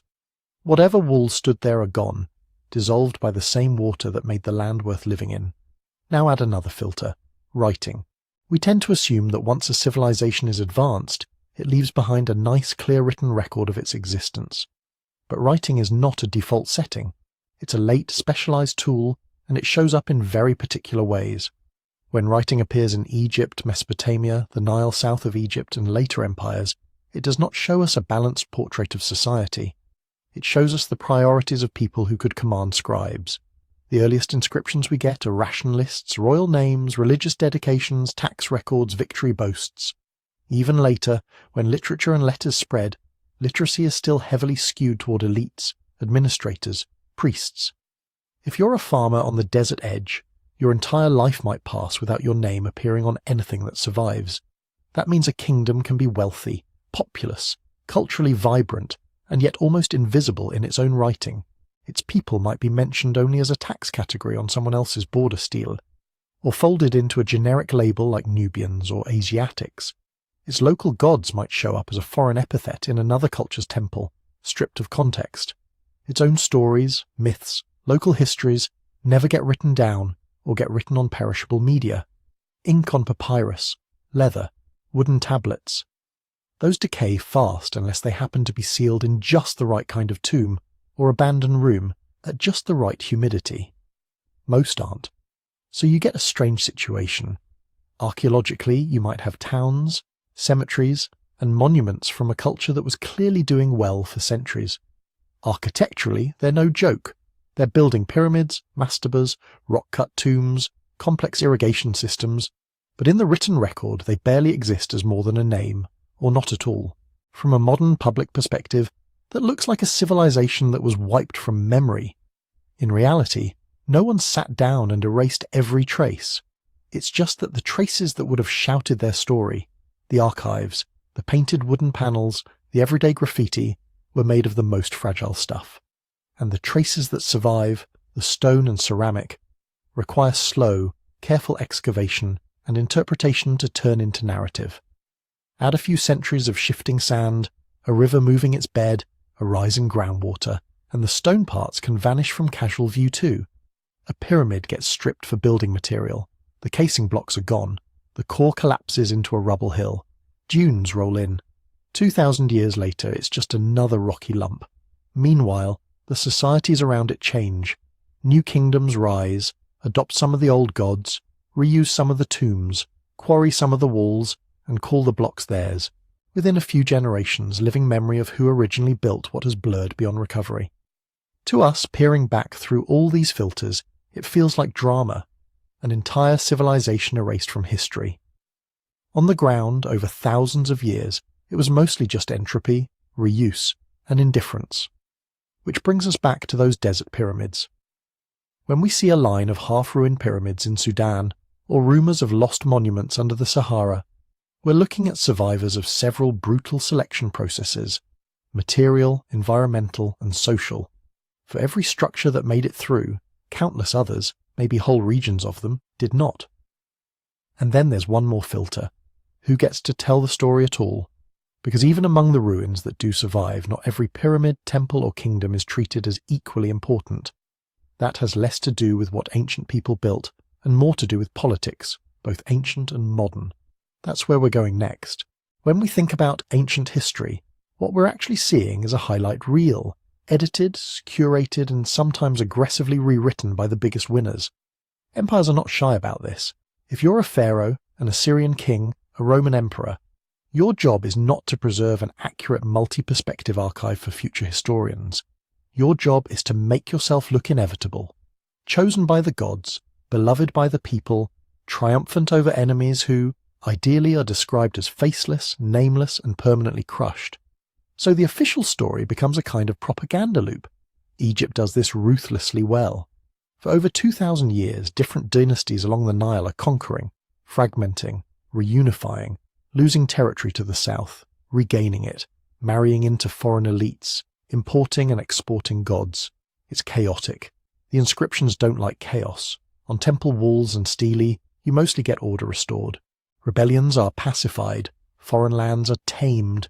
Kings who want to present themselves as new founders quietly downplay or outright ignore earlier rulers who don't fit the narrative.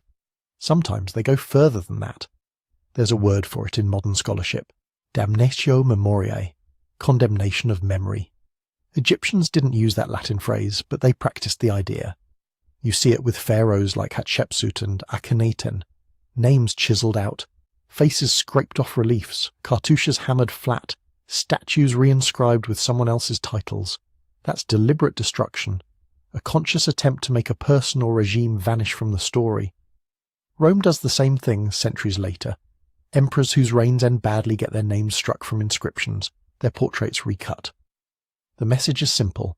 Those guys were mistakes. We, the current regime, are the real continuity. But there's another quieter way history's filtered. Selective memory. You don't have to smash every monument built by your rivals. Often it's enough to change what you pay attention to and what you copy. Egyptian scribes in the New Kingdom learn classic texts from the Old Kingdom and Middle Kingdom. That training builds a canon. Certain kings and eras are quoted, imitated, endlessly recopied on temple walls and papyri. Others are barely mentioned. Whole regions, especially to the south, can be summed up under one elastic term like Kush, even when multiple different kingdoms have risen and fallen there. From the perspective of those southern kingdoms, that's infuriatingly reductive.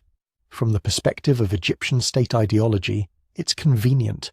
Complexity outside the core Nile Valley doesn't fit the story of a universal, centrally ordered state under the pharaoh.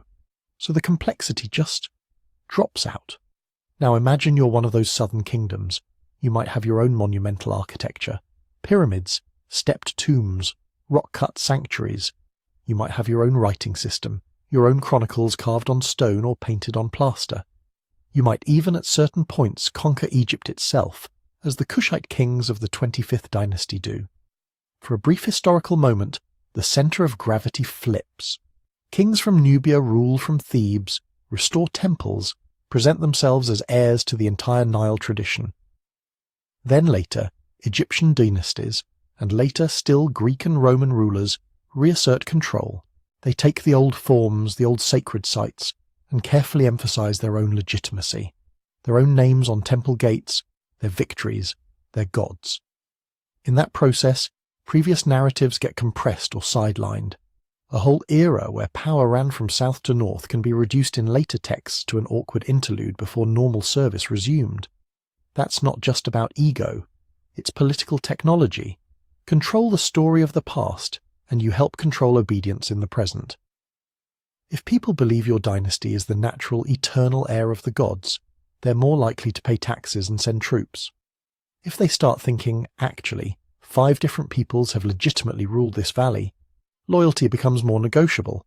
So ancient imperial narratives act like a funnel. Messy, multi-centered reality goes in at the top, and a simplified, king-centered storyline comes out at the bottom. Then time adds another layer of damage.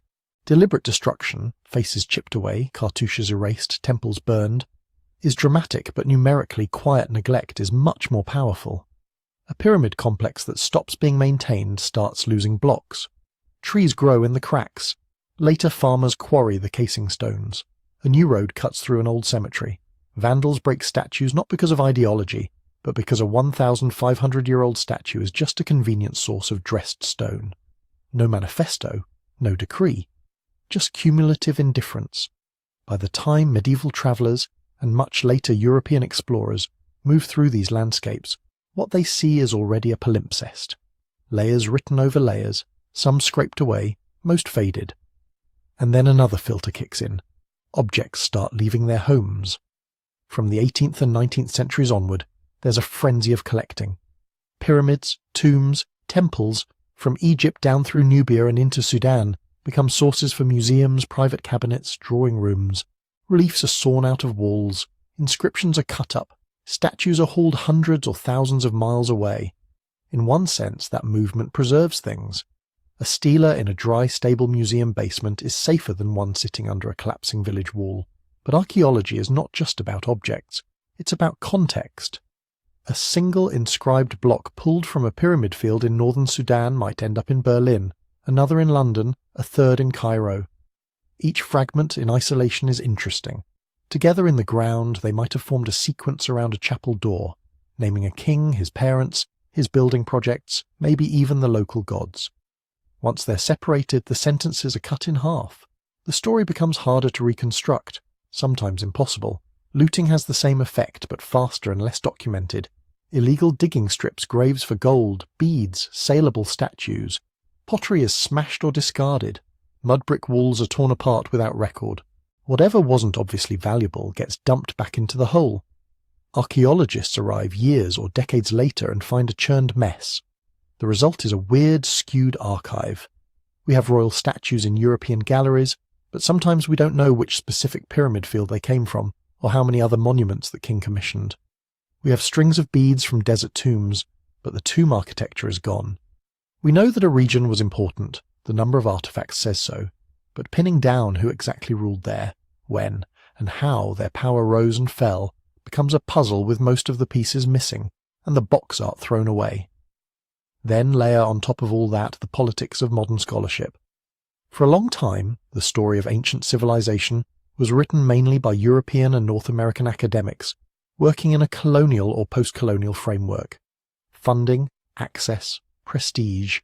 These flowed towards certain places and narratives, Egypt, with its monumental stone pyramids near a major modern city, became the superstar. Mesopotamia, with its biblical associations, drew massive interest. The Nile south of Aswan, modern Sudan and beyond, was often treated as a peripheral zone. Important, sure, but usually framed as a kind of shadow theatre where Egyptian influence played out. That framing matters. If you go in assuming that complexity, literacy and statecraft radiate outward from a few primary civilizations, you'll tend to read every pyramid, every temple, every inscription in their neighbours as derivative. Copycats, followers, places where real civilization arrived from somewhere else. You might overlook local developments that don't look exactly like Egyptian or Mesopotamian models. You might underplay evidence of early state formation in Sudan because it doesn't line up neatly with dynastic lists carved at Luxor. You might describe clearly monumental desert architectures as provincial or minor, even when they represent major investments of labour and belief for the people who built them. To be fair, not every scholar did this. There have always been archaeologists and historians arguing for a more balanced view of the Nile world, but the loudest narratives in textbooks, museums and documentaries for much of the 20th century tended to put Egypt in the spotlight and leave a lot of the desert south and west in deep shadow. That's changing. Over the last few decades, there's been a serious expansion of archaeological work in Sudan and the wider Saharan fringe. Sudanese archaeologists in particular are leading projects, training new teams and reframing questions. Instead of asking, how Egyptian is this site, they're asking, what was this society doing on its own terms? New surveys, on foot from the air and from orbit, are mapping whole landscapes of ruins that were either unknown or barely documented a generation ago. Satellite imagery reveals old river channels, buried settlement mounds, strings of tumuli and small pyramids along forgotten caravan routes. Ground-penetrating radar and magnetometry let teams see through sand and silt without massive excavation. As these projects expand, the picture of the Nile south of Egypt is getting sharper. We see multiple overlapping centres of power: Kerma, Napata, Meroe, and lesser-known polities, each with its own phases of prosperity, its own architectural experiments, its own religious and political innovations. We see that pyramid building in Sudan isn't just a late imitation of Egypt, but a long evolving tradition with local styles, local rituals and deep roots. We're also starting to slot scattered objects back into their stories. That fragmentary inscription in a European museum. A new survey might find the rest of the text still weathering on a block in a Sudanese pyramid field. A royal name that used to be known only from Egypt might turn out to belong to a dynasty centred hundreds of kilometres to the south. Genetic and isotopic studies on ancient burials are revealing patterns of migration, marriage, and trade that cross political borders in ways ancient royal inscriptions barely hint at. In other words, the historical spotlight is moving. Egypt is still important. Rome is still important. They built big, wrote a lot, and shouted about themselves loudly enough that their echoes reached us easily. But the more we look, the clearer it becomes that they were not the only players on the stage. The deserts between and beyond them, the ones with those half-buried, half-forgotten pyramids, were full of societies that were not just passive recipients of civilization, but active makers of their own. We just didn't hear their voices clearly because of who held the microphone. Now, with new tools, new perspectives, and people from those regions leading the work, more of that missing chorus is starting to come through. And that brings us to a natural question. If we're only now beginning to understand places as big and monument-rich as Nubia and Sudan, what else might still be hiding out there in the desert? For a long time, the pyramid deserts were almost a rumour. You get scattered mentions in travelogues, sketches in the margins of military reports, the occasional crate of artefacts turning up in a European port with a label that just says Nubia or Sudan. But no one was really listening. Early European travellers sailing up the Nile in the 18th and 19th centuries sometimes caught sight of them first. Small, steep pyramids clustered on low hills above the river or way out on the horizon of the desert. They wrote letters home about ruins like Egypt's, but smaller, or tossed a line into their journals about barbarian pyramids without bothering to climb up and look closely. The framing was already doing damage. If the only vocabulary you have for a pyramid is Egypt, then anything that isn't Giza-sized, Giza-shaped and Giza-famous automatically feels like a knockoff. Then came the first systematic expeditions. In the early 1800s, figures like Frederick Caillot and Giuseppe Ferlini started moving through what's now Sudan. Cailio drew plans and elevations. Ferlini blew the tops off multiple pyramids at Meroe with explosives, convinced that treasure must be hidden inside the apex. He did find gold. He also destroyed huge amounts of information. Still, for the first time, European maps begin to fill with labels like Meroe, Naga, Gebel Barkal. The number of pyramid sites jumps from a few curious hills to dozens. Travellers sketch pyramid fields around Napata and Meroe, note cemeteries sprinkled with small, sharp-sided tombs stretching along the Nile for miles. By the late 19th and early 20th centuries, archaeology professionalizes. Teams from Germany, Britain, and eventually the United States join Egyptian and Sudanese scholars in recording what's there. They count. At Meroe alone, there are roughly 200 pyramids in multiple cemeteries. Add the pyramids at El Kuru, Nuri, Jebel Barkal, and other sites, and you're looking at hundreds of royal and elite pyramids between Aswan and Khartoum. Beyond the Nile, surveys start plotting chains of tumuli and small pyramidal tombs along caravan routes pointing west into the desert. But there are limits. Early archaeologists work on foot, from the river, in narrow strips of territory they can reach with boats, camels, and a few weeks of funding. A pyramid field a mile away from a known site might get missed simply because nobody had the time, or the inclination, to walk over the next ridge. Then, in the 20th century, we literally change perspective. First with airplanes, military pilots and survey photographers flying over North Africa during the First and Second World Wars bring back images of the desert that no caravan traveller could ever see. In those grainy black and white photos, archaeologists notice patterns, faint rectangles indicating buried enclosures, lines of dark dots that turn out to be tombs, isolated points of shadow that mark small pyramids or mastabas. Aerial archaeology is born. Later, in the 1960s and 70s, the construction of the Aswan High Dam forces a frantic rescue campaign as whole stretches of the Nile Valley in Egypt and Sudan are flooded. Teams from around the world document, dismantle, and relocate temples. Along the way, they record dozens of smaller sites, fortresses, cemeteries, and, yes, more pyramidal tombs. But the real explosion comes with tools that let you see what the naked eye can't. Today, archaeologists use high-resolution satellite imagery, some of it freely available, some custom-ordered, to scan vast tracts of desert for telltale shapes.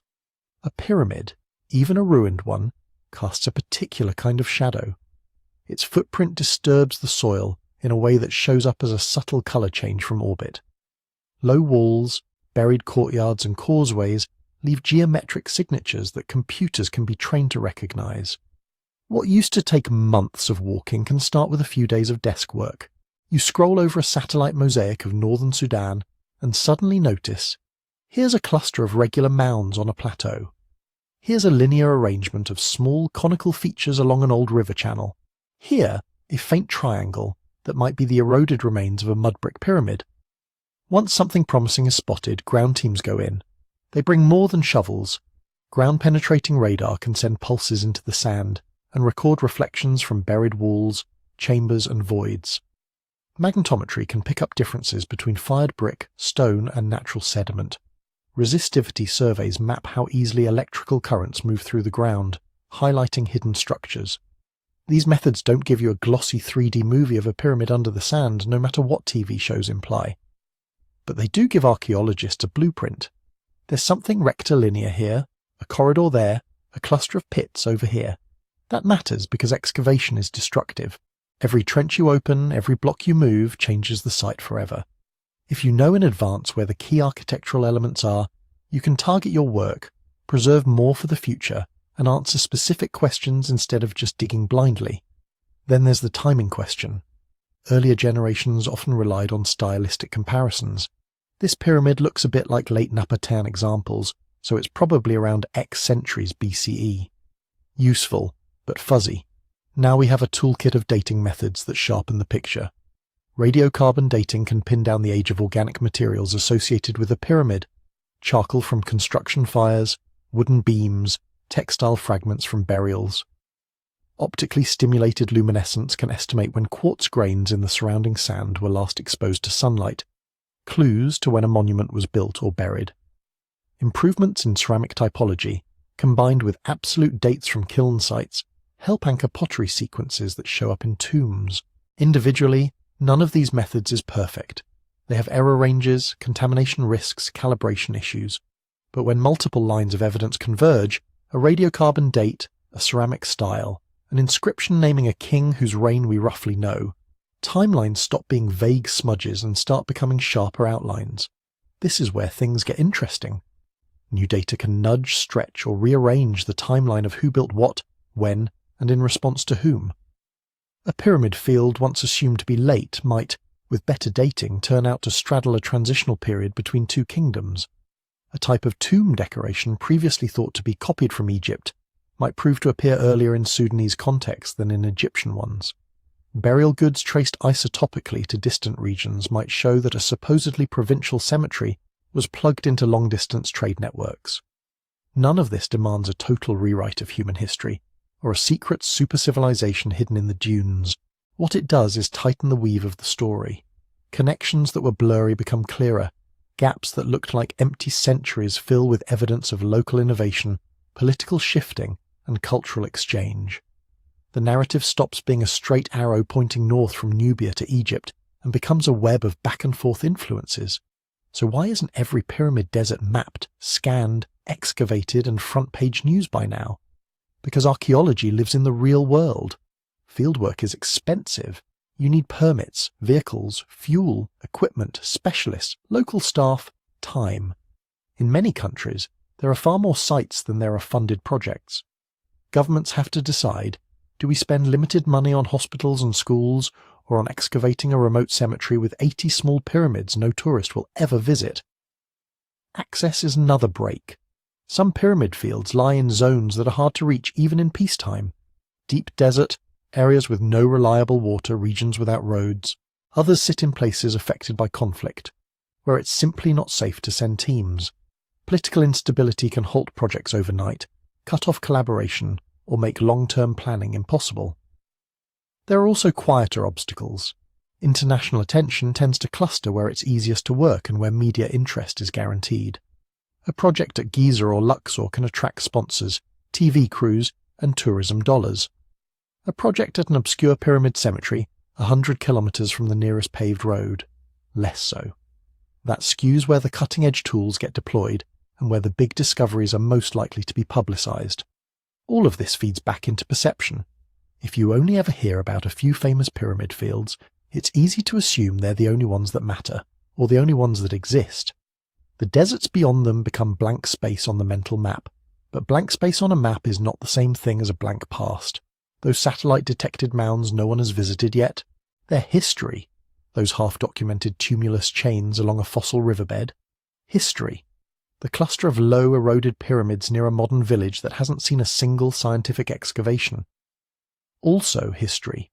Absence of fame is not absence of a story. It's absence of airtime.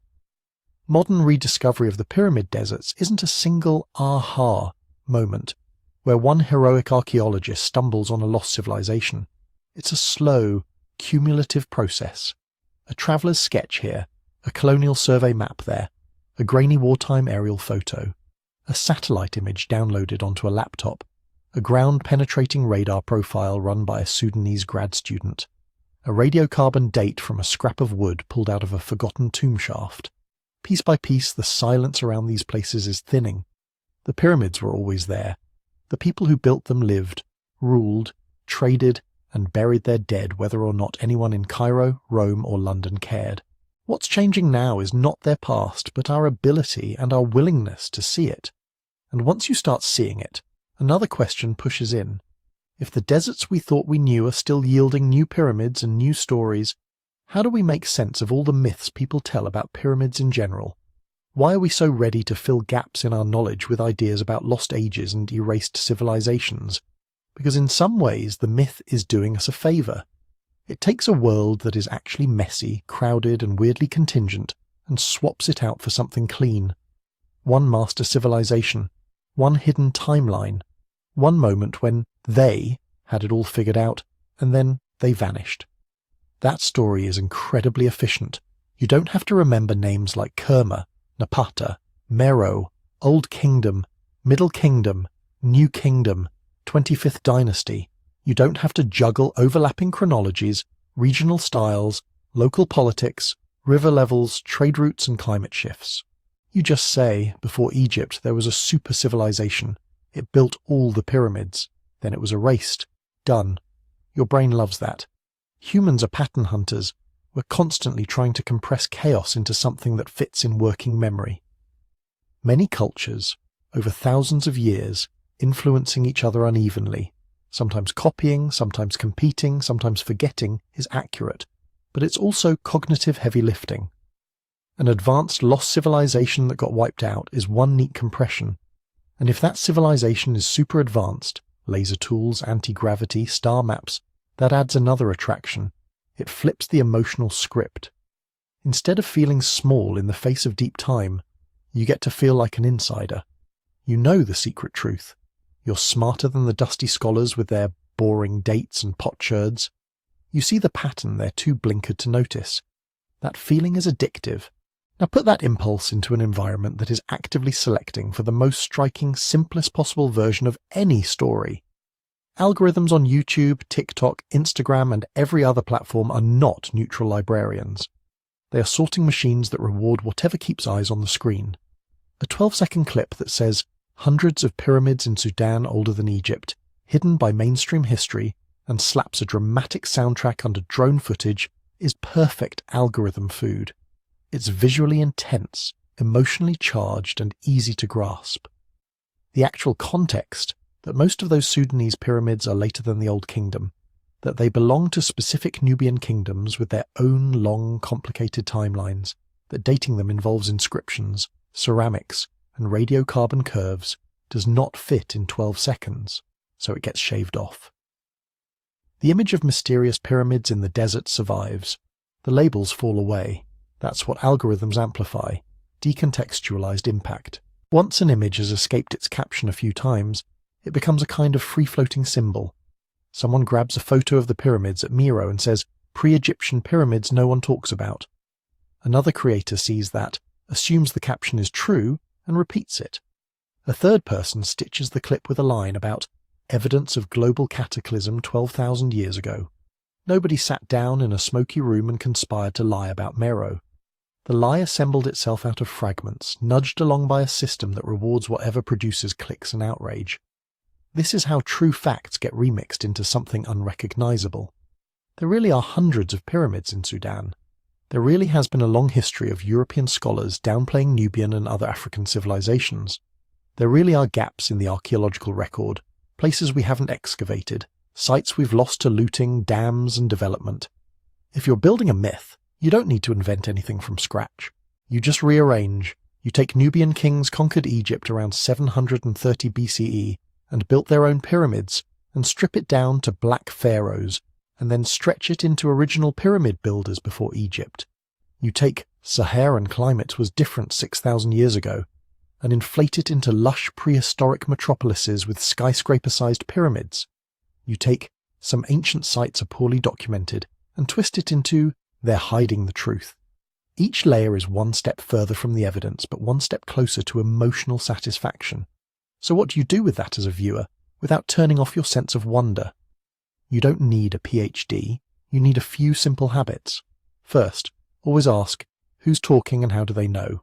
If someone claims this pyramid is 20,000 years old, do they cite a published excavation, a radiocarbon date, an inscription? Or is it just some researchers say over moody music? Second, separate could from did. It's fine to say this region could hold earlier monuments we haven't found yet. That's an honest statement about uncertainty. It's very different from, there were definitely advanced cities here 50,000 years ago, with zero physical evidence. When you hear words like must have, obviously, or they don't want you to know, your skepticism dial should tick up a notch. Third, check the timeline against at least one boring source. Even just Googling the site name, Meroe, El Kuru, Nuri, and clicking on an academic project page, a museum summary, or a National Antiquities Service can anchor you. You don't have to memorize dates. Just note, are we talking about 700 BCE, 2500 BCE, or 10,000 BCE?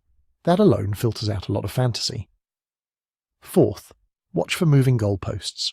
If every time a claim is challenged, the story shifts from physical evidence exists to they destroyed it, to it was made of materials that don't preserve, to it was spiritual energy anyway, that's not investigation. That's unfalsifiable storytelling. None of this means you have to stop being excited by the unknown. There are still huge mysteries in the desert, entire stretches of fossil river valleys, half-eroded mounds, and buried structures that have never seen a trowel. We genuinely don't know the full sequence of how monument building spread, changed, and cross-pollinated between different Nile and Saharan societies. It's absolutely fair to say, the story we tell about pyramids now is probably incomplete. New surveys, new excavations, and new dating methods will change it. The key difference is whether you treat that open space as an invitation to investigate, or as a blank check for any story that feels good. Curiosity rooted in evidence doesn't make the past smaller. It makes it stranger and more interesting. It gives Sudanese pyramids back their real builders instead of folding them into somebody else's myth. It lets multiple civilizations share the stage instead of cramming them into one lost golden age. And once you start seeing that layered reality, another question emerges. If there wasn't one single erased super civilization, then what exactly were all these desert kingdoms doing, century after century, with their own pyramids, their own gods, their own empires? To answer that, we have to step back from the myth and look again at the pattern that's been forming in the dunes all along. So let's lay the cards on the table. When you strip away the clickbait, the conspiracies, and the wishful thinking, what's left is not a ruined master civilization that built everything and vanished. What's left is messier, and in a way, more impressive.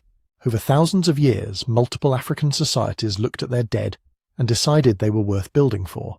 Not just a stone over a grave, monuments, tombs that were meant to last. Some of those monuments were pyramids.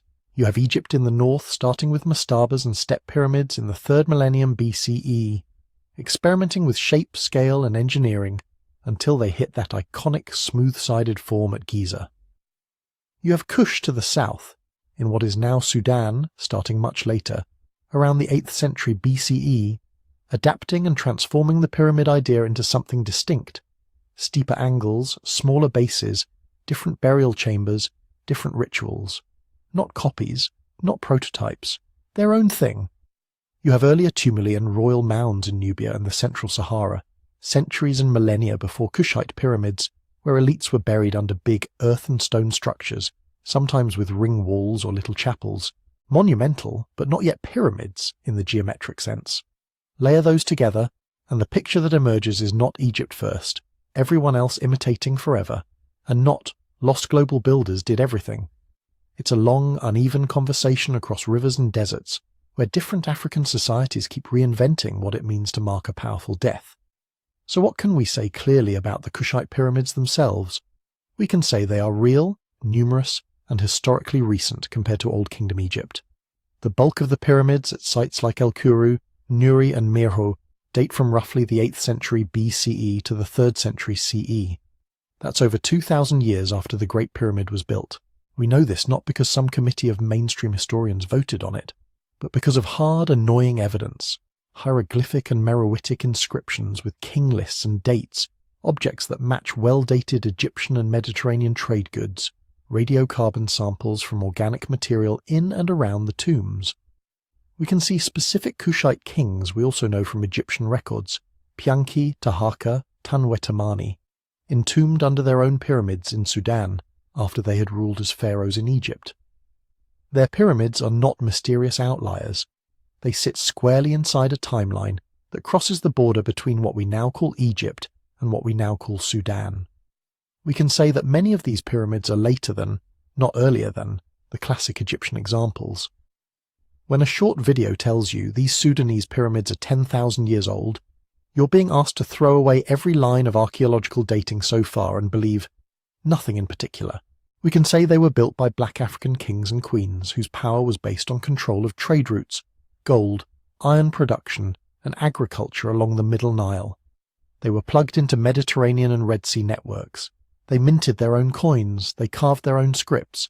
They were not mysterious primitives copying something they didn't understand. We can also say what probably isn't true.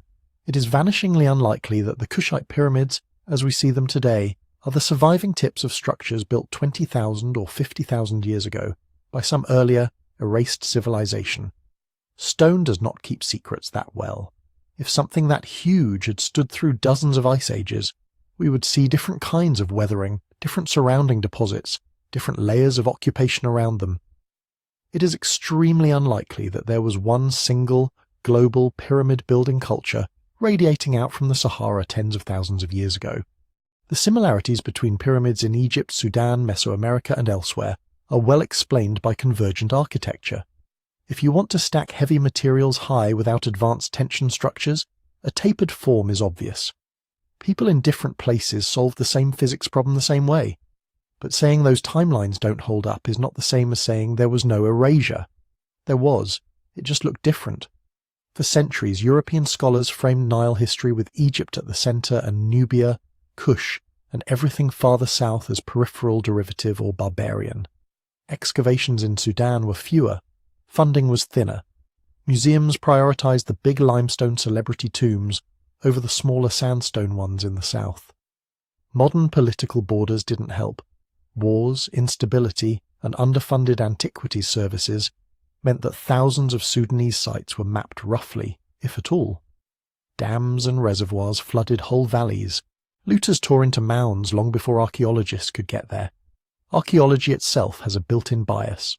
Stone preserves better than mud brick. Royal tombs preserve better than farmers' villages. Places near major roads get surveyed first. What survives is not a fair sample of what once existed. It's whatever got lucky. That's the real erasure. Not a secret conspiracy to hide a 50,000-year-old super-civilization, but a combination of racism, geopolitics, economic priorities, and the plain fact that deserts and rivers do not care about our need for a complete record. So we're left with a stitched-together archive. We can see that multiple African societies built monumental tombs, including pyramids, at different times for different reasons. We can see that ideas about kingship, afterlife, and sacred architecture flowed up and down the Nile, sometimes with Egypt influencing Nubia, sometimes with Nubia influencing Egypt, sometimes both drawing on older shared traditions. We can see that the story doesn't form a straight line. It's a web. But there are holes in that web big enough to drive a caravan through. There are still suspected pyramid fields, visible only as faint mounds in satellite images, never excavated. Dry riverbeds under the sand, ancient channels of the Nile and its tributaries were lined with settlements and cemeteries we've barely touched. Some early stone structures in the central Sahara and Sahel are only now being systematically mapped. We don't yet know how they fit into the larger pattern. New digs at places like Old Dongola, Jebel Barkal, and lesser-known sites along fossil wadis are turning up inscriptions, workshops, shrines, and burial types that force us to redraw timelines. What looked like a gap of nothing happening here becomes a crowded, continuous story once you actually start digging. Remote sensing, LiDAR, ground-penetrating radar, high-res satellite imagery, is revealing geometric shapes under the sand that might be tombs, temples, or something else entirely. Some will turn out to be natural formations, some will rewrite chapters of African history. And there are conceptual rediscoveries too. When Sudanese, Egyptian, Chadian, and other African archaeologists lead projects, they come with different questions, different priorities. They're more likely to ask about everyday life, local memory, oral tradition. That changes what gets interpreted, what gets linked, what gets valued. So where does that leave us? With a clearer, if still incomplete picture. Not before Egypt there was one lost pyramid civilization, but before, during, and after Egypt's famous age, there were many Nile and desert cultures building their own versions of eternity in stone and earth. Not, they erased it from history, but we, as a species, are only now starting to pay proper attention, and even then we're racing against time, politics, and erosion. There is room here for wonder that doesn't depend on fantasy timelines. Wonder at the thought that somewhere under a dune, a yet unmapped royal cemetery of an unknown desert kingdom might still be waiting. Wonder that a broken inscription from a half-collapsed chapel at Meroe could change how we understand power, language, and belief along the Nile. Wonder that there are probably entire traditions of monument building in the Sahara we haven't even recognized as such, because we're still learning how to look. The pyramids in Sudan, in Egypt, and across the desert are not clues to a single erased super-civilization. They are surviving sentences from many long overlapping stories. Some we can read, Some we can only guess at. Some are still buried. The question now isn't, what are they hiding from us? It's, what do we choose to uncover next, and how do we tell that story, so that the people who built these places finally stand in the light instead of being folded back into somebody else's myth? That's where we're going in the last part of this journey. So let's answer that last question. What do we actually do with this mystery, now that we've peeled back some of the easy dramatic answers? First, we hang on to the basic shape of what we've learned, without pretending the edges are sharper than they really are. We know what counts as a pyramid in this story. Not every mound, not every hill, but deliberate built structures with clear geometry and funerary use. We know the rough timelines. Old Kingdom pyramids in Egypt appearing in the 3rd millennium BCE, Kushite pyramids in Sudan beginning more than 2,000 years later. Older tumuli and mounds before both, but not secretly 50,000 years old. We know that Kush was not a footnote. The archaeology, the inscriptions, the trade goods, the royal pyramids at El Qura, Nuri and Meroe all point to a powerful, complex Nile kingdom whose rulers claimed pharaonic titles and buried themselves in their own pyramids. That's not speculation. That's stone, bone, and ink. We also know that erasure doesn't have to mean some hidden committee shredding the records of a super-advanced world empire. Erasure can be whose monuments get dynamited for building stone and whose get fenced off and protected. Erasure can be which languages get deciphered and taught in universities, and which scripts, like Meroitic, sit undeciphered on museum shelves for over a century. Erasure can be the way schoolbooks jump from Egypt to Greece, as if the entire Middle Nile and the Inner Sahara were just blank space. So when you hear, they don't want you to know about these pyramids, it's worth asking, who is they exactly? And what would it mean, practically, to change that?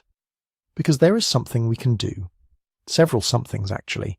One of them is really simple. Keep your curiosity, but aim it carefully. If a claim says, this site is 30,000 years older than mainstream archaeology admits, look for the boring stuff. Are there published dates, stratigraphy, peer-reviewed reports? If there aren't, you're not looking at a brave truth-teller overturning orthodoxy. You're looking at marketing. That doesn't mean every new idea is wrong. It just means the bar for rewriting time is high. Real revolutions in archaeology happen, but they tend to ride in on data, not vibes. The flip side is just as important. Don't let the existence of wild theories push you into being cynical about everything.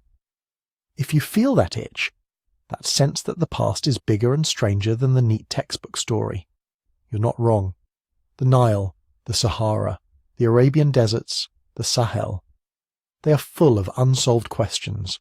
Use that itch to push you toward the people actually doing the digging. That might mean following excavation projects run by Sudanese, Egyptian, and other African archaeologists. It might mean supporting museums that partner with local communities instead of just removing artifacts. It might mean amplifying the work of scholars who write about Nubia and Kush as central, not peripheral, to world history. Even small things matter. Sharing a well-researched article instead of a clickbait reel changes what rises to the top of the algorithm.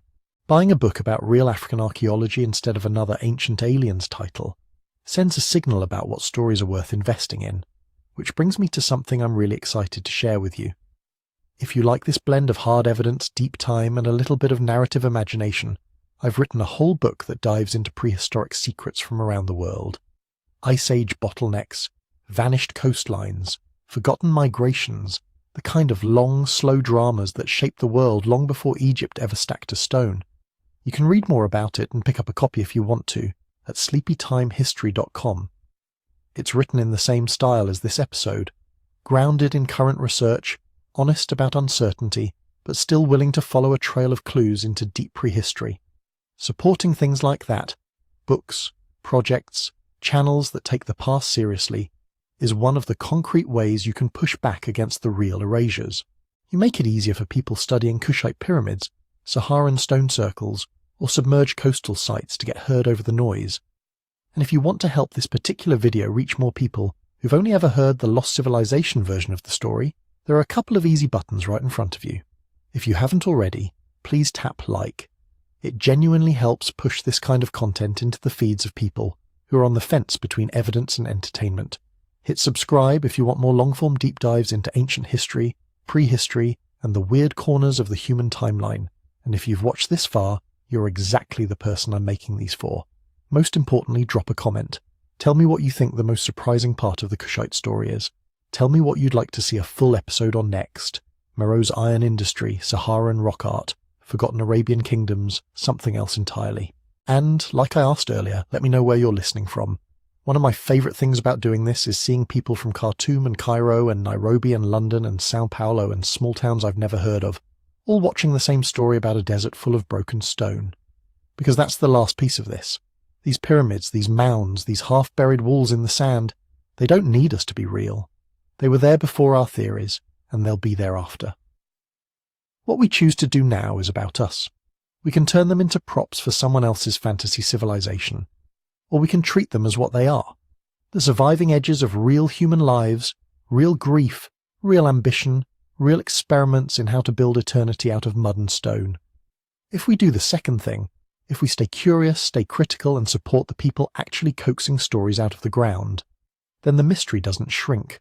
It gets bigger, richer, and more connected, not a single secret answer hidden under the sand.